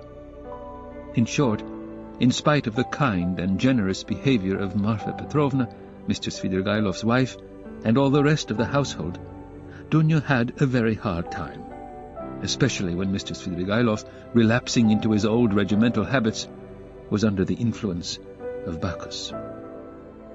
And how do you think it was all explained later on? Would you believe that the crazy fellow had conceived a passion for Dunya from the beginning, but had concealed it under a show of rudeness and contempt? Possibly he was ashamed and horrified himself at his own flighty hopes, considering his years and his being the father of a family. And that made him angry with Dunya. And possibly, too, he hoped by his rude and sneering behavior to hide the truth from others. But at last he lost all control, and had the face to make Dunya an open and shameful proposal, promising her all sorts of inducements and offering, besides, to throw up everything and take her to another estate of his, or even abroad. You can imagine all she went through. To leave her situation at once was impossible, not only on account of the money debt, but also to spare the feelings of Marfa Petrovna, whose suspicions would have been aroused. And then Dunya would have been the cause of a rupture in the family. And it would have meant a terrible scandal for Dunya, too, that would have been inevitable. There were various other reasons owing to which Dunya could not hope to escape from that awful house for another 6 weeks. You know Dunya, of course. You know how clever she is, and what a strong will she has. Dunya can endure a great deal, and even in the most difficult cases, she has the fortitude to maintain her firmness. She did not even write to me about everything for fear of upsetting me, although we were constantly in communication. It all ended very unexpectedly. Marfa Petrovna accidentally overheard her husband imploring Dunya in the garden, and, putting quite a wrong interpretation on the position, threw the blame upon her, believing her to be the cause of it all. An awful scene took place between them on the spot in the garden. Marfa Petrovna went so far as to strike Dunya, refused to hear anything, and was shouting at her for a whole hour, and then gave orders that Dunya should be packed off at once to me in a plain peasant's cart, into which they flung all her things, her linen and her clothes, all pell-mell, without folding it up and packing it. And a heavy shower of rain came on, too, and Dunya, insulted and put to shame, had to drive with a peasant in an open cart all the 17 versts into town. Only think now, what answer could I have sent to the letter I received from you 2 months ago? And what could I have written? I was in despair. I dared not write to you the truth, because you would have been very unhappy, mortified, and indignant. And yet what could you do? You could only, perhaps, ruin yourself. And besides, Dunya would not allow it. And fill up my letter with trifles when my heart was so full of sorrow, I could not. For a whole month, the town was full of gossip about this scandal.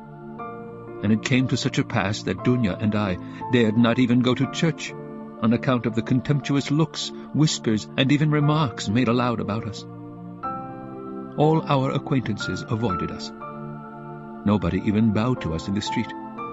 and I learned that some shopmen and clerks were intending to insult us in a shameful way, smearing the gates of our house with pitch, so that the landlord began to tell us we must leave. All this was set going by Marfa Petrovna, who managed to slander Dunya and throw dirt at her in every family. She knows everyone in the neighborhood, and that month she was continually coming into the town, and as she is rather talkative and fond of gossiping about her family affairs, and particularly of complaining to all and each of her husband, which is not at all right, so in a short time she had spread her story not only in the town, but over the whole surrounding district. It made me ill. But Dunya bore it better than I did, and if only you could have seen how she endured it all and tried to comfort me and cheer me up. She is an angel. But, by God's mercy, our sufferings were cut short. Mr. Svidrigailov returned to his senses and repented, and, probably feeling sorry for Dunya, he laid before Marfa Petrovna a complete and unmistakable proof of Dunya's innocence, in the form of a letter Dunya had been forced to write and give to him before Marfa Petrovna came upon them in the garden. This letter, which remained in Mr. Svidrigailov's hands after her departure, she had written to refuse personal explanations and secret interviews, for which he was entreating her. In that letter, she reproached him with great heat and indignation for the baseness of his behavior in regard to Marfa Petrovna, reminding him that he was the father and head of a family, and telling him how infamous it was of him to torment and make unhappy a defenseless girl, unhappy enough already. Indeed, dear Rodya, the letter was so nobly and touchingly written that I sobbed when I read it, and to this day I cannot read it without tears. Moreover, the evidence of the servants, too, cleared Dunya's reputation. They had seen and known a great deal more than Mr. Svidrigailov had himself supposed, as indeed is always the case with servants. Marfa Petrovna was completely taken aback, and again crushed, as she said herself to us. But she was completely convinced of Dunya's innocence. The very next day, being Sunday, she went straight to the cathedral, knelt down, and prayed with tears to Our Lady to give her strength to bear this new trial and to do her duty. Then she came straight from the cathedral to us, told us the whole story, wept bitterly, and fully penitent, she embraced Dunya and besought her to forgive her. The same morning, without any delay, she went round to all the houses in the town, and everywhere, shedding tears, she asserted in the most flattering terms Dunya's innocence, and the nobility of her feelings and her behavior. What was more, she showed and read to everyone the letter in Dunya's own handwriting to Mr. Svidrigailov, and even allowed them to take copies of it, which I must say I think was superfluous. In this way she was busy for several days in driving about the whole town, because some people had taken offense through precedence having been given to others. And therefore they had to take turns, so that in every house she was expected before she arrived, and everyone knew that on such and such a day Marfa Petrovna would be reading the letter in such and such a place, and people assembled for every reading of it, even many who had heard it several times already, both in their own houses and in other people's. In my opinion, a very great deal of all this was unnecessary. But that's Marfa Petrovna's character. Anyway, she succeeded in completely re-establishing Dunya's reputation, and the whole ignominy of this affair rested as an indelible disgrace upon her husband, as the only person to blame, so that I really began to feel sorry for him. It was really treating the crazy fellow too harshly. Dunya was at once asked to give lessons in several families, but she refused. All of a sudden, everyone began to treat her with marked respect, and all this did much to bring about the event by which, one may say, our whole fortunes are now transformed. You must know, dear Rodya, that Dunya has a suitor, and that she has already consented to marry him. I hasten to tell you all about the matter, and though it has been arranged without asking your consent, I think you will not be aggrieved with me or with your sister on that account, for you will see that we could not wait and put off our decision till we heard from you. And you could not have judged all the facts without being on the spot. This was how it happened. He is already of the rank of a councillor, Pyotr Petrovich Luzhin, and is distantly related to Marfa Petrovna, who has been very active in bringing the match about. It began with his expressing through her his desire to make our acquaintance. He was properly received, drank coffee with us, and the very next day he sent us a letter in which he very courteously made an offer and begged for a speedy and decided answer. He is a very busy man and is in a great hurry to get to Petersburg, so that every moment is precious to him.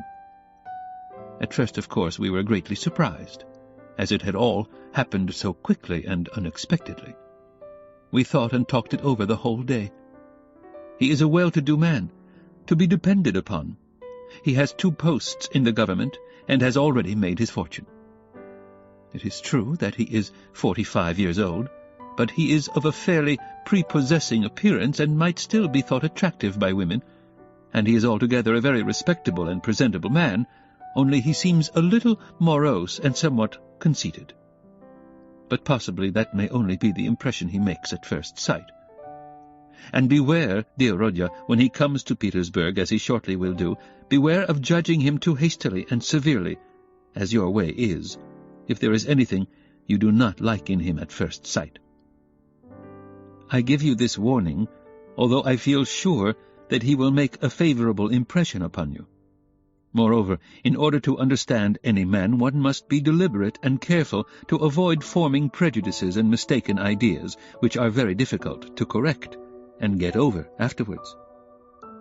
And Pyotr Petrovitch, judging by many indications, is a thoroughly estimable man. At his first visit, indeed, he told us that he was a practical man, but still he shares, as he expressed it, many of the convictions of our most rising generation, and he is an opponent of all prejudices. He said a good deal more, for he seems a little conceited and likes to be listened to, but this is scarcely a vice. I, of course, understood very little of it, but Dunya explained to me that, though he is not a man of great education, he is clever and seems to be good-natured. You know your sister's character, Rodya. She is a resolute, sensible, patient, and generous girl, but she has a passionate heart, as I know very well.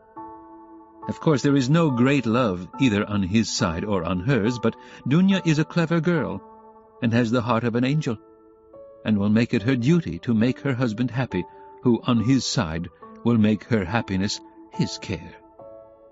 Of that we have no good reason to doubt, though it must be admitted the matter has been arranged in great haste. Besides, he is a man of great prudence, and he will see, to be sure of himself, that his own happiness will be the more secure, the happier Dunya is with him. And as for some defects of character, for some habits and even certain differences of opinion, which indeed are inevitable even in the happiest marriages, Dunya has said that, as regards all that, she relies on herself, that there is nothing to be uneasy about, and that she is ready to put up with a great deal if only their future relationship can be an honorable and straightforward one.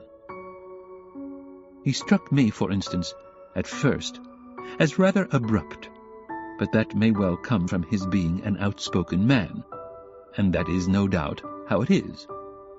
For instance, at his second visit, after he had received Dunya's consent, in the course of conversation he declared that before making Dunya's acquaintance, he had made up his mind to marry a girl of good reputation, without dowry, and above all one who had experienced poverty.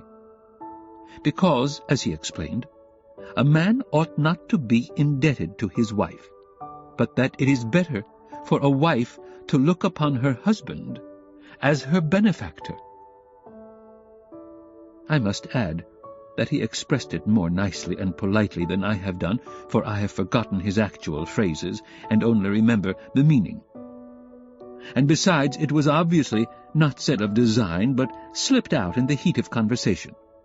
so that he tried afterwards to correct himself and smooth it over, but all the same it did strike me as somewhat rude, and I said so afterwards to Dunya. But Dunya was vexed, and answered that words are not deeds, and that, of course, is perfectly true. Dunya did not sleep all night before she made up her mind, and thinking that I was asleep, she got out of bed and was walking up and down the room all night. At last she knelt down before the icon and prayed long and fervently, and in the morning she told me that she had decided.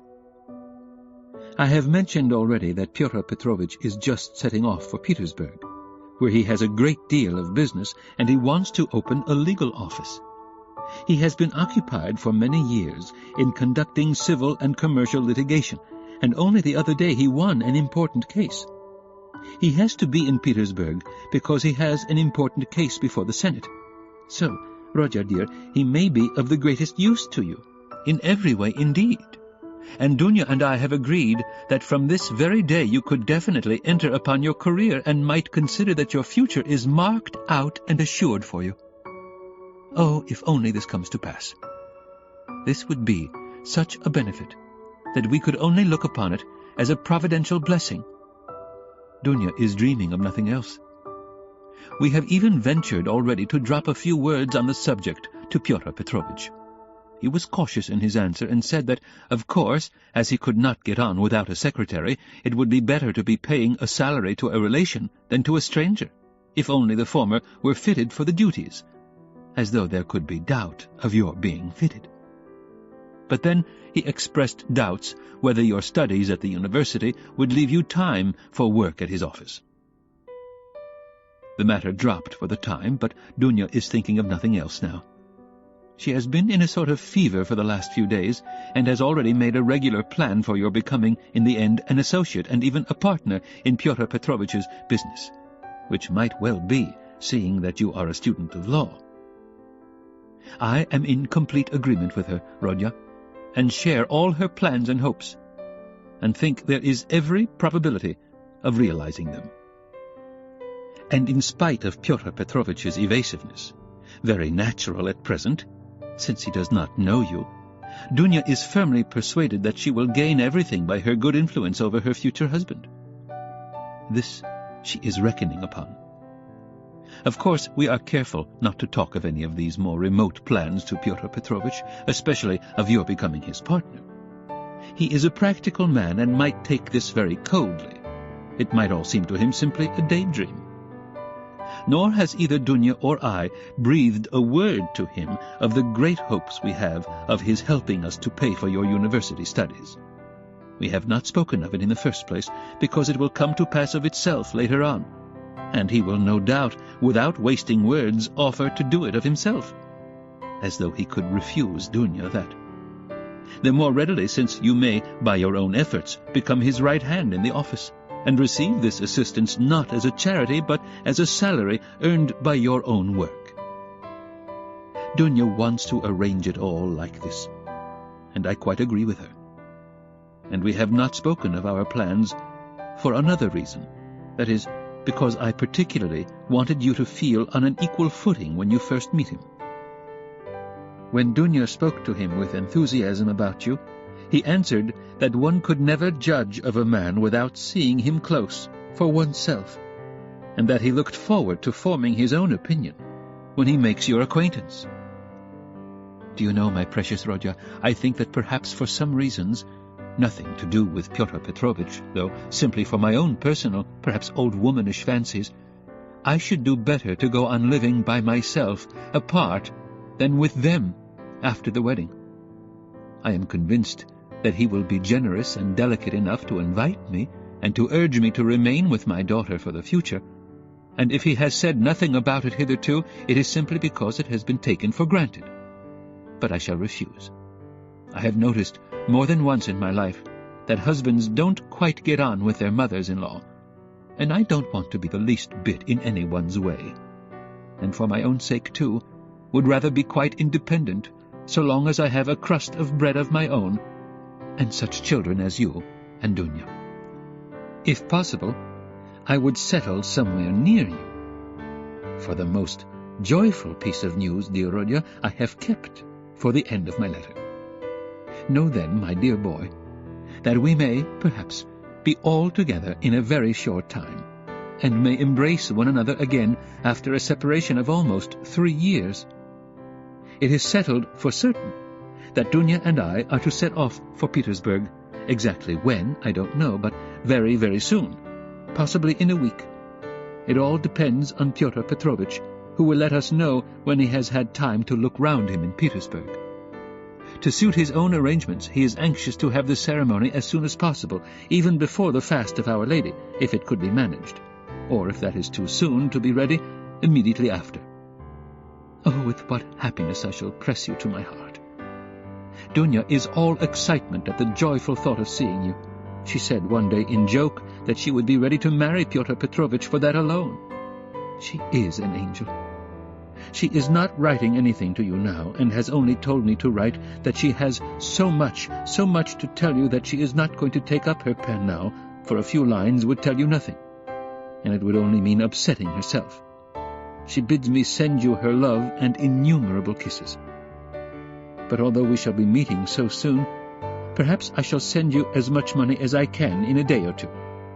Now that everyone has heard that Dunya is to marry Pyotr Petrovitch, my credit has suddenly improved, and I know that Afanasy Ivanovitch will trust me now even to 75 rubles on the security of my pension, so that perhaps I shall be able to send you 25 or even 30 rubles.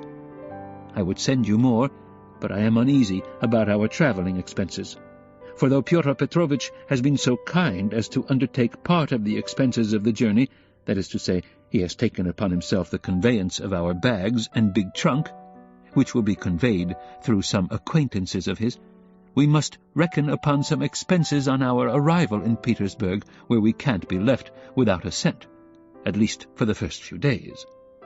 But we have calculated it all, Dunya and I, to the last penny, and we see that the journey will not cost very much. It is only 90 versts from us to the railway, and we have come to an agreement with a driver we know so as to be in readiness, and from there Dunya and I can travel quite comfortably 3rd class. So that I may very likely be able to send to you not 25 but 30 rubles. But enough. I have covered 2 sheets already, and there is no space left for more. Our whole history, but so many events have happened. And now, my precious Rodya, I embrace you, and send you a mother's blessing till we meet. Love Dunya, your sister, Rodya. Love her as she loves you, and understand that she loves you beyond everything, more than herself. She is an angel, and you, Rodya, you are everything to us, our one hope, our one consolation. If only you are happy, we shall be happy. Do you still say your prayers, Rodya, and believe in the mercy of our Creator and our Redeemer? I am afraid in my heart that you may have been visited by the new spirit of infidelity that is abroad today. If it is so, I pray for you. Remember, dear boy, how in your childhood, when your father was living, you used to lisp your prayers at my knee, and how happy we all were in those days. Goodbye. Till we meet then. I embrace you warmly, with many kisses. Yours till death, Rodion Raskolnikov.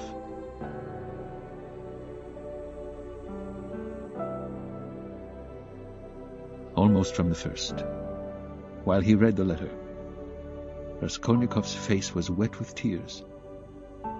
But when he finished it, his face was pale and distorted, and a bitter, wrathful, and malignant smile was on his lips. He laid his head down on his threadbare, dirty pillow, and pondered a long time. His heart was beating violently, and his brain was in a turmoil. At last he felt cramped and stifled in the little yellow room that was like a cupboard or a box. His eyes and his mind craved for space. He took up his hat and went out, this time without dread of meeting anyone. He had forgotten his dread. He turned in the direction of the Vasilyevsky Ostrov, walking along Vasilyevsky Prospect as though hastening on some business, but he walked, as his habit was, without noticing his way. muttering and even speaking aloud to himself, to the astonishment of the passers-by. Many of them took him to be drunk. Chapter 4. His mother's letter had been a torture to him. But as regards the chief fact in it, he had felt not one moment's hesitation, even whilst he was reading the letter. The essential question was settled, and irrevocably settled in his mind. Never such a marriage while I am alive, and Mr. Luzhin be damned. The thing is perfectly clear, he muttered to himself with a malignant smile, anticipating the triumph of his decision. No, Mother. No, Dunya, you won't deceive me. And then they apologize for not asking my advice, and for taking the decision without me, I dare say. They imagine it is arranged now and can't be broken off. But we will see whether it can or not. A magnificent excuse. Pyotr Petrovitch is such a busy man that even his wedding has to be in post-haste, almost by express.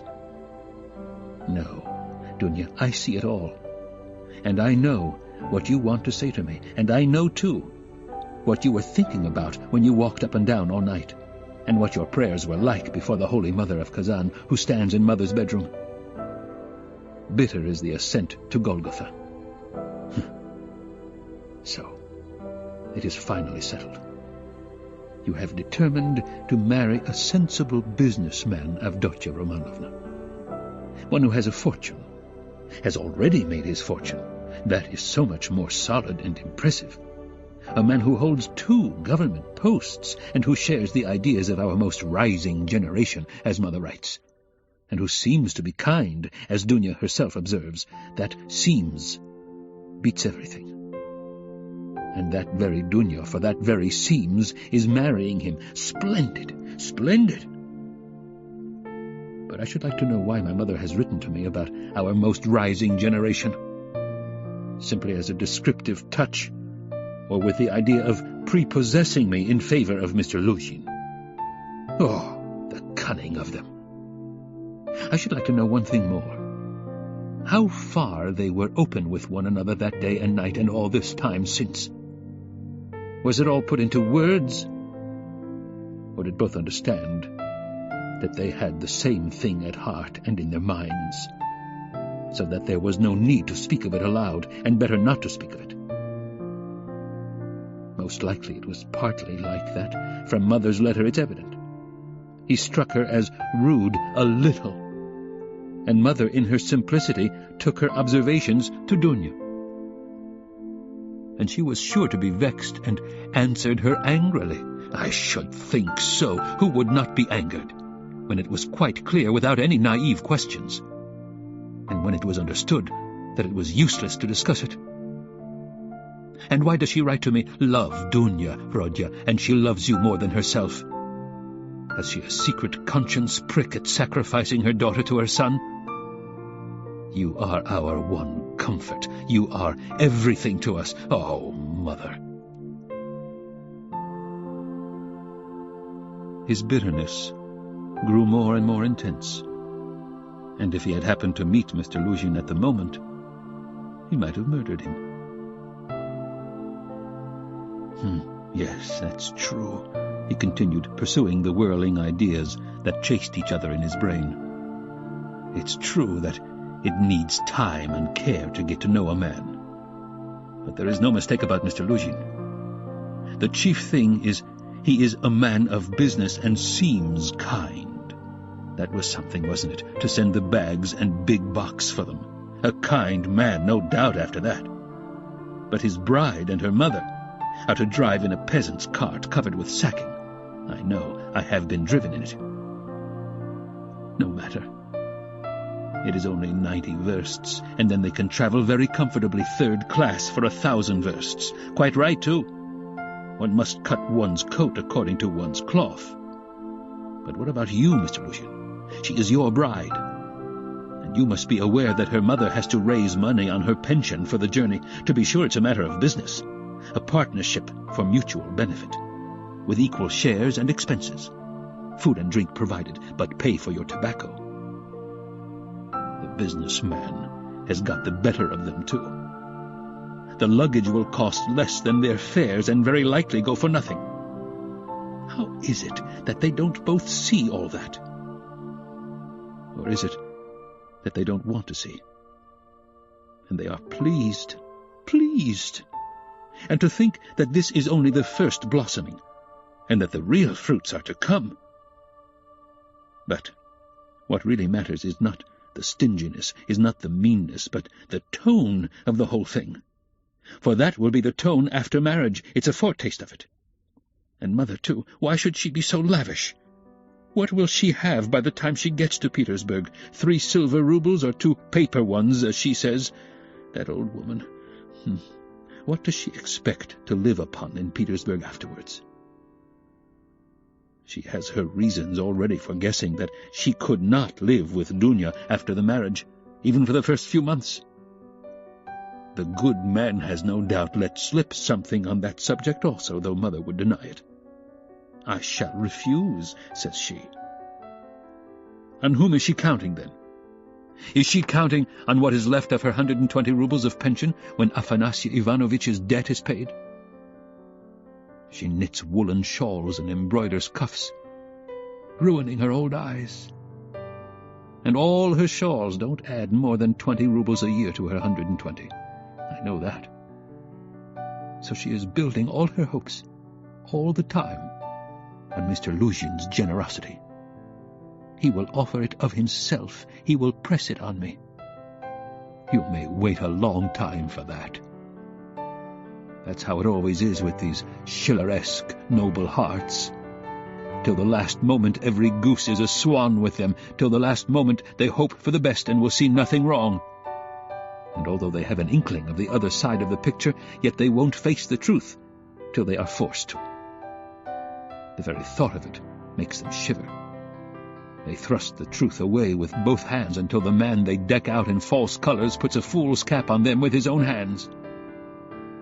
I should like to know whether Mr. Luzhin has any orders of merit. I bet he has the Anna in his buttonhole, and that he puts it on when he goes to dine with contractors or merchants.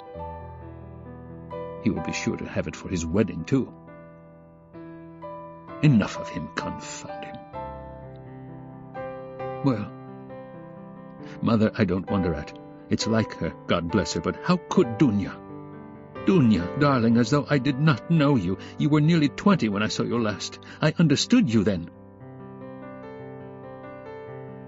Mother writes that Dunya can put up with a great deal.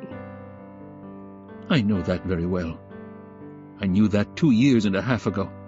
And for the last 2.5 years I have been thinking about it, thinking of just that Dunya can put up with a great deal. If she could put up with Mr. Svidrigailov and all the rest of it, she certainly can put up with a great deal. And now Mother and she have taken it into their heads that she can put up with Mr. Luzhin, who propounds the theory of the superiority of wives raised from destitution and owing everything to their husband's bounty, who propounds it, too, almost at the first interview. Granted that he let it slip, though he is a sensible man. Yet, maybe it was not a slip at all. But he meant to make himself clear as soon as possible. But Dunya, she understands the man, of course, but she will have to live with the man. Why? She'd live on black bread and water. She would not sell her soul. She would not barter her moral freedom for comfort. She would not barter it for all Schleswig-Holstein, much less Mr. Luzhin's money. No, Dunya was not that sort when I knew her, and she is still the same, of course. Yes, there's no denying the Svidrigailovs are a bitter pill. It's a bitter thing to spend one's life a governess in the provinces for 200 roubles, but I know she would rather be a nigger on a plantation or a let with a German master than degrade her soul and her moral dignity by binding herself forever to a man whom she does not respect, and with whom she has nothing in common for her own advantage. And if Mr. Luzhin had been of unalloyed gold, or one huge diamond, she would never have consented to become his legal concubine. Why is she consenting, then? What's the point of it? What's the answer? It's clear enough. For herself. For her comfort. To save her life, she would not sell herself, but for someone else, she is doing it. For one she loves, for one she adores, she will sell herself. That's what it all amounts to. For her brother, for her mother, she will sell herself. She will sell everything. In such cases we overcome our moral feeling if necessary. Freedom, peace, conscience even, all are brought into the market. Let my life go, if only my dear ones may be happy. More than that, we become casuists.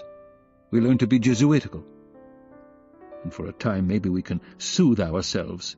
We can persuade ourselves that it is one's duty for a good purpose. That's just like us. It's as clear as daylight. It's clear that Rodion Romanovich Raskolnikov is the central figure in the business and no one else. Oh, yes, she can ensure his happiness, keep him in the university, make him a partner in the office, make his whole future secure. Perhaps he may even be a rich man later on, prosperous, respected, and may even end his life a famous man. But my mother? It's all Rodya, precious Rodya, her firstborn. For such a son, who would not sacrifice such a daughter? Oh, loving, over-partial hearts. Why, for his sake, we would not shrink even from Sonya's fate. Sonya Marmeladov, the eternal victim so long as the world lasts. Have you taken the measure of your sacrifice, both of you? Is it right?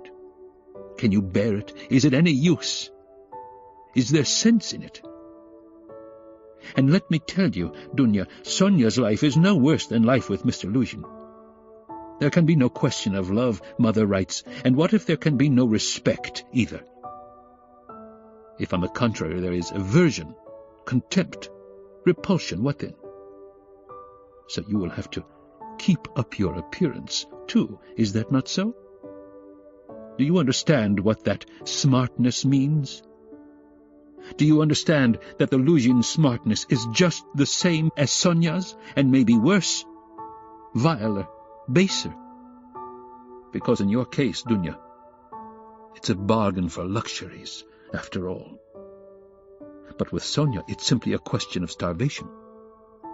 It has to be paid for. It has to be paid for, Dunya, this smartness. And what if it's more than you can bear afterwards, if you regret it? The bitterness, the misery, the curses, the tears hidden from all the world. For you are not a Marfa Petrovna. And how will your mother feel then? Even now she is uneasy. She's worried. But then, when she sees it, all clearly. And I... Yes, indeed, what have you taken me for? I won't have your sacrifice, Dunya. I won't have it, mother. It shall not be so long as I am alive. It shall not. It shall not. I won't accept it. He suddenly paused in his reflection and stood still. It shall not be. But what are you going to do to prevent it? You'll forbid it? And what right have you? What can you promise them on your side to give you such a right? Your whole life, your whole future, you will devote to them when you have finished your studies and obtained a post? Yes, we have heard all that before, and that's all words. But now something must be done. Now, do you understand that? And what are you doing now? You are living upon them. They borrow on their 100 rubles pension. They borrow from the Svidrigailovs. How are you going to save them from Svidrigailovs, from Afanasy Ivanovich Vakhrushin, or future millionaire Zeus who would arrange their lives for them? In another 10 years? In another 10 years, Mother will be blind with knitting shawls, maybe with weeping, too. She will be worn to a shadow with fasting. And my sister? Imagine for a moment what may have become of your sister in 10 years. What may happen to her during those 10 years? Can you fancy? So he tortured himself, fretting himself with such questions and finding a kind of enjoyment in it. And yet, all these questions were not new ones suddenly confronting him. They were old, familiar aches. It was long since they had first begun to grip and rend his heart. Long, long ago, his present anguish had its first beginnings. It had waxed and gathered strength. It had matured and concentrated until it had taken the form of a fearful, frenzied, and fantastic question, which tortured his heart and mind, clamoring insistently for an answer. Now, his mother's letter had burst on him like a thunderclap. It was clear that he must not now suffer passively, worrying himself over unsolved questions, but that he must do something. Do it at once, and do it quickly. Anyway, he must decide on something, or throw up life altogether, he cried suddenly in a frenzy. Accept one's lot humbly, as it is, once for all, and stifle everything in oneself, giving up all claim to activity, life and love. Do you understand, sir? Do you understand what it means when you have absolutely nowhere to turn? Marmeladov's question came suddenly into his mind.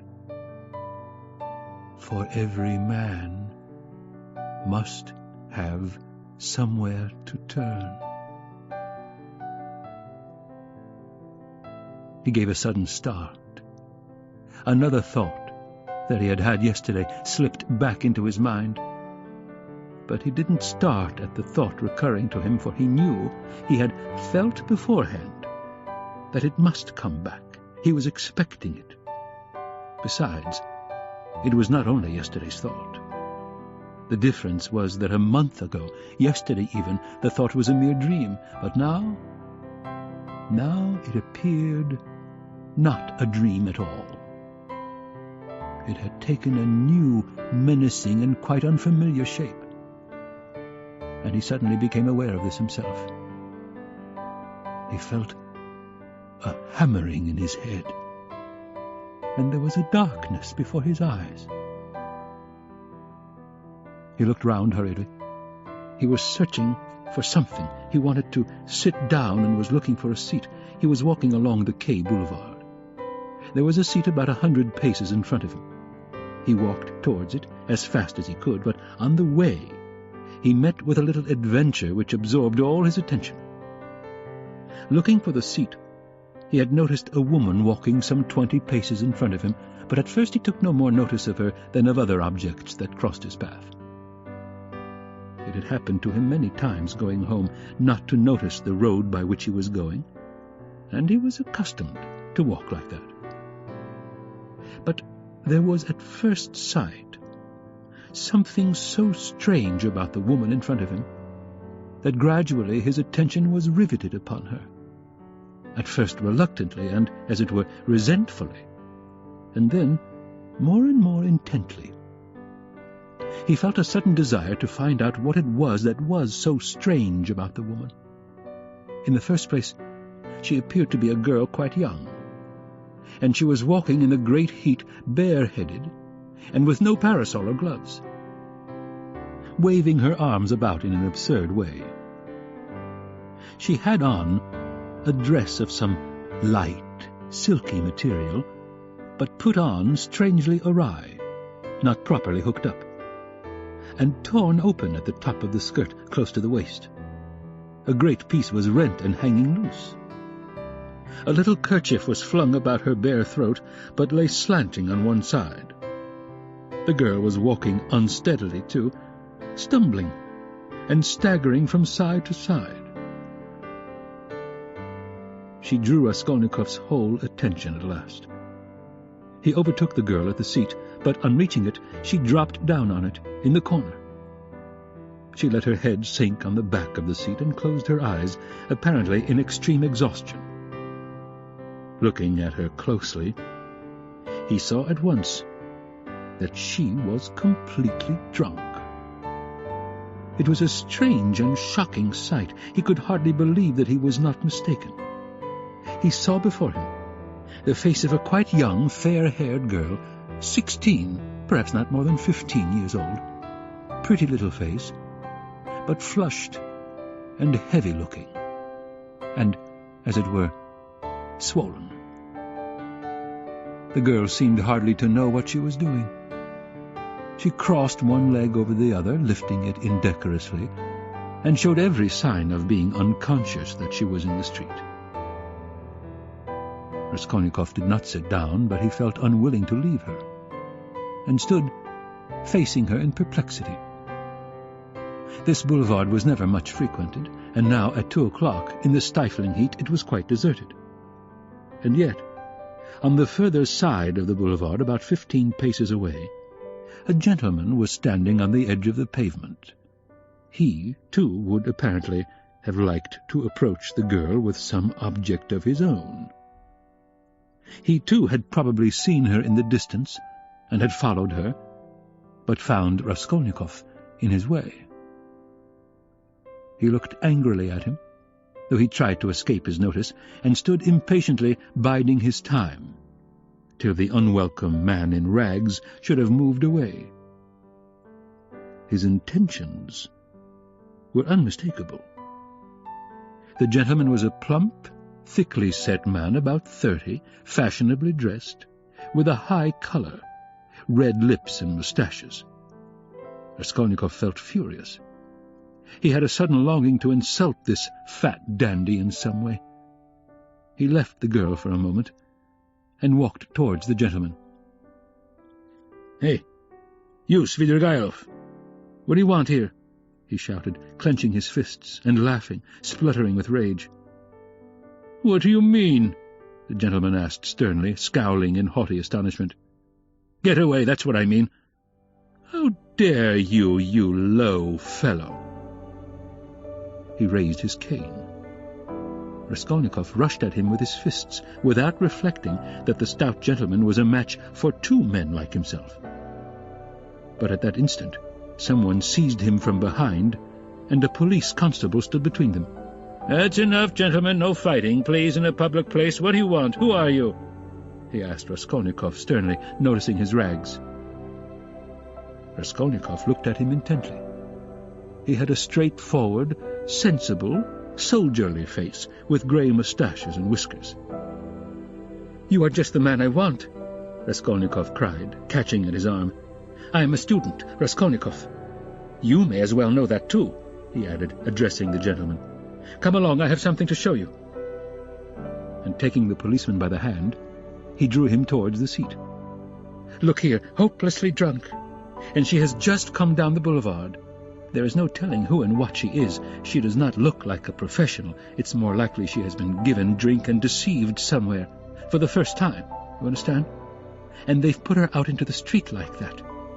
Look at the way her dress is torn, and the way it has been put on. She has been dressed by somebody. She has not dressed herself. And dressed by unpracticed hands, by a man's hands. That's evident. And now, look there. I don't know that dandy with whom I was going to fight. I see him for the first time, but he too has seen her on the road, just now, drunk, not knowing what she is doing, and now he is very eager to get hold of her, to get her away somewhere while she is in this state. That's certain. Believe me, I am not wrong. I saw him myself, watching her and following her, but I prevented him, and he is just waiting for me to go away. Now he has walked away a little and is standing still, pretending to make a cigarette. Think, how can we keep her out of his hands? And how are we to get her home? This ends Disc 2. Crime and Punishment, Disc 3. The policeman saw it all in a flash. The stout gentleman was easy to understand. He turned to consider the girl. The policeman bent over to examine her more closely, and his face worked with genuine compassion. "Ah, what a pity," he said, shaking his head. "Why, she is quite a child. She has been deceived, you can see that at once. Listen, lady," he began, addressing her. "Where do you live?" The girl opened her weary and sleepy-looking eyes, gazed blankly at the speaker, and waved her hand. "Here," said Raskolnikov, feeling in his pocket and finding 20 kopecks. "Here, call a cab, and tell him to drive her to her address. The only thing is to find out her address." "Missy! Missy!" The policeman began again, taking the money. "I'll fetch you a cab and take you home myself. Where shall I take you, eh? Where do you live?" "Go away. They won't let me alone," the girl muttered, and once more waved her hand. "Ah, how shocking! It's shameful, Missy, it's a shame." He shook his head again, shocked, sympathetic, and indignant. "It's a difficult job," the policeman said to Raskolnikov. And as he did so, he looked him up and down in a rapid glance. He, too, must have seemed a strange figure to him, dressed in rags and handing him money. "Did you meet her far from here?" he asked him. "I tell you, she was walking in front of me, staggering, just here in the boulevard. She only just reached the seat and sank down on it." Ah, the shameful things that are done in the world nowadays. God have mercy on us. An innocent creature like that drunk already. She's been deceived, that's a sure thing. See how her dress has been torn, too? Ah, the vice one sees nowadays. And as likely as not she belongs to gentlefolk, too. Poor ones, maybe. There are many like that nowadays. She looks refined, too, as though she were a lady. And he bent over her once more. Perhaps he had daughters growing up like that, looking like ladies and refined, with pretensions to gentility and smartness. "The chief thing is," Raskolnikov persisted, "to keep her out of this scoundrel's hands. Why should he outrage her? It's as clear as day what he is after. Ah, the brute! He's not moving off." Raskolnikov spoke aloud and pointed to him. The gentleman heard him, and seemed about to fly into a rage again, but thought better of it, and confined himself to a contemptuous look. He then walked slowly another 10 paces away, and again halted. "Keep her out of his hands we can," said the constable thoughtfully, "if only she'd tell us where to take her. But as it is... Missy! Hey, Missy!" He bent over her once more. She opened her eyes fully all of a sudden, looked at him intently as though realizing something, got up from the seat and walked away in the direction from which she had come. "Oh, shameful wretches, they won't let me alone," she said, waving her hand again. She walked quickly, though staggering as before. The dandy followed her, but along another avenue, keeping his eye on her.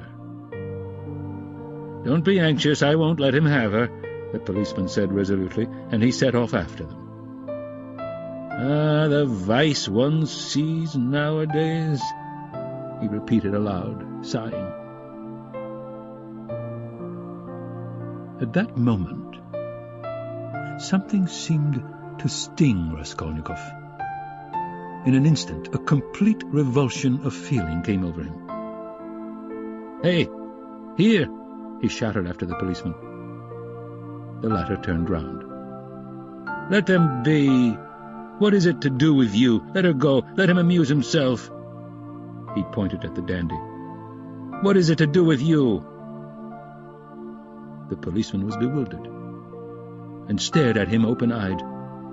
Raskolnikov laughed. "Well," ejaculated the policeman, with a gesture of contempt, and he walked after the dandy and the girl, probably taking Raskolnikov for a madman or something even worse. "He has carried off my 20 kopecks," Raskolnikov murmured angrily when he was left alone. "Well, let him take as much from the other fellow to allow him to have the girl, and so let it end. And why did I want to interfere? Is it for me to help? Have I any right to help? Let them devour each other alive. What is it to me? How did I dare to give him 20 kopecks? Were they mine?" In spite of those strange words, he felt very wretched. He sat down on the deserted seat. His thoughts strayed aimlessly. He found it hard to fix his mind on anything at that moment. He longed to forget himself altogether, to forget everything, and then to wake up and begin life anew. "Poor girl," he said, looking at the empty corner where she had sat. "She will come to herself and weep, and then her mother will find out. She will give her a beating, a horrible, shameful beating, and then maybe turn her out of doors. And even if she does not, the Darya Frantsovnas will get wind of it, and the girl will soon be slipping out on the sly here and there. Then there will be the hospital directly.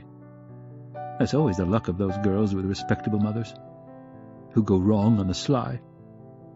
And then, again the hospital, drink, the taverns, and more hospital. In 2 or 3 years, a wreck, and her life over at 18 or 19.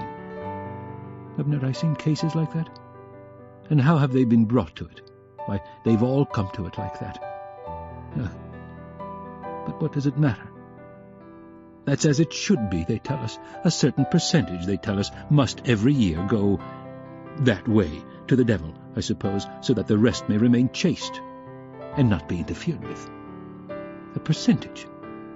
What splendid words they have. They are so scientific, so consolatory.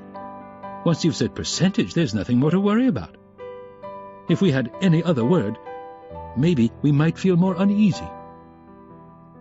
But what if Dounia were one of the percentage? Of another one, if not that one. But where am I going? He thought suddenly. Strange, I came out for something. As soon as I had read the letter, I came out. I was going to Vasilyevsky Ostrov, to Razumikhin. That's what it was. Now I remember. What for, though? And what put the idea of going to Razumikhin into my head just now? That's curious. He wondered at himself. Razumikhin was one of his old comrades at the university. It was remarkable that Raskolnikov had hardly any friends at the university. He kept aloof from everyone, went to see no one, and didn't welcome anyone who came to see him. And indeed everyone soon gave him up.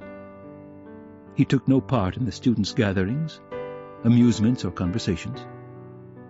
He worked with great intensity without sparing himself, and he was respected for this. But no one liked him. He was very poor, and there was a sort of haughty pride and reserve about him, as though he were keeping something to himself. He seemed to some of his comrades to look down upon them all as children, as though he were superior in development, knowledge, and convictions, as though their beliefs and interests were beneath him. With Razumikhin he had got on, or at least he was more unreserved and communicative with him. Indeed, it was impossible to be on any other terms with Razumikhin. He was an exceptionally good-humored and candid youth, good-natured to the point of simplicity, though both depth and dignity lay concealed under that simplicity. The better of his comrades understood this, and all were fond of him. He was extremely intelligent, though he was certainly rather a simpleton at times. He was of striking appearance, tall, thin, black-haired, and always badly shaved.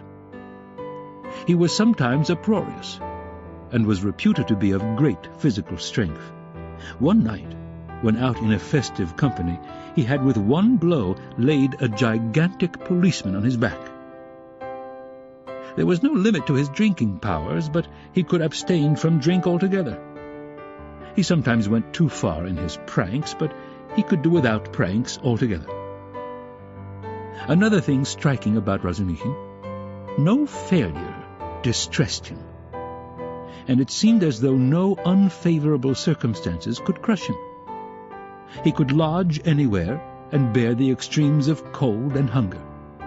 He was very poor, and kept himself entirely on what he could earn by work of one sort or another. He knew of no end of resources by which to earn money. He spent one whole winter without lighting his stove, and used to declare that he liked it better because one slept more soundly in the cold.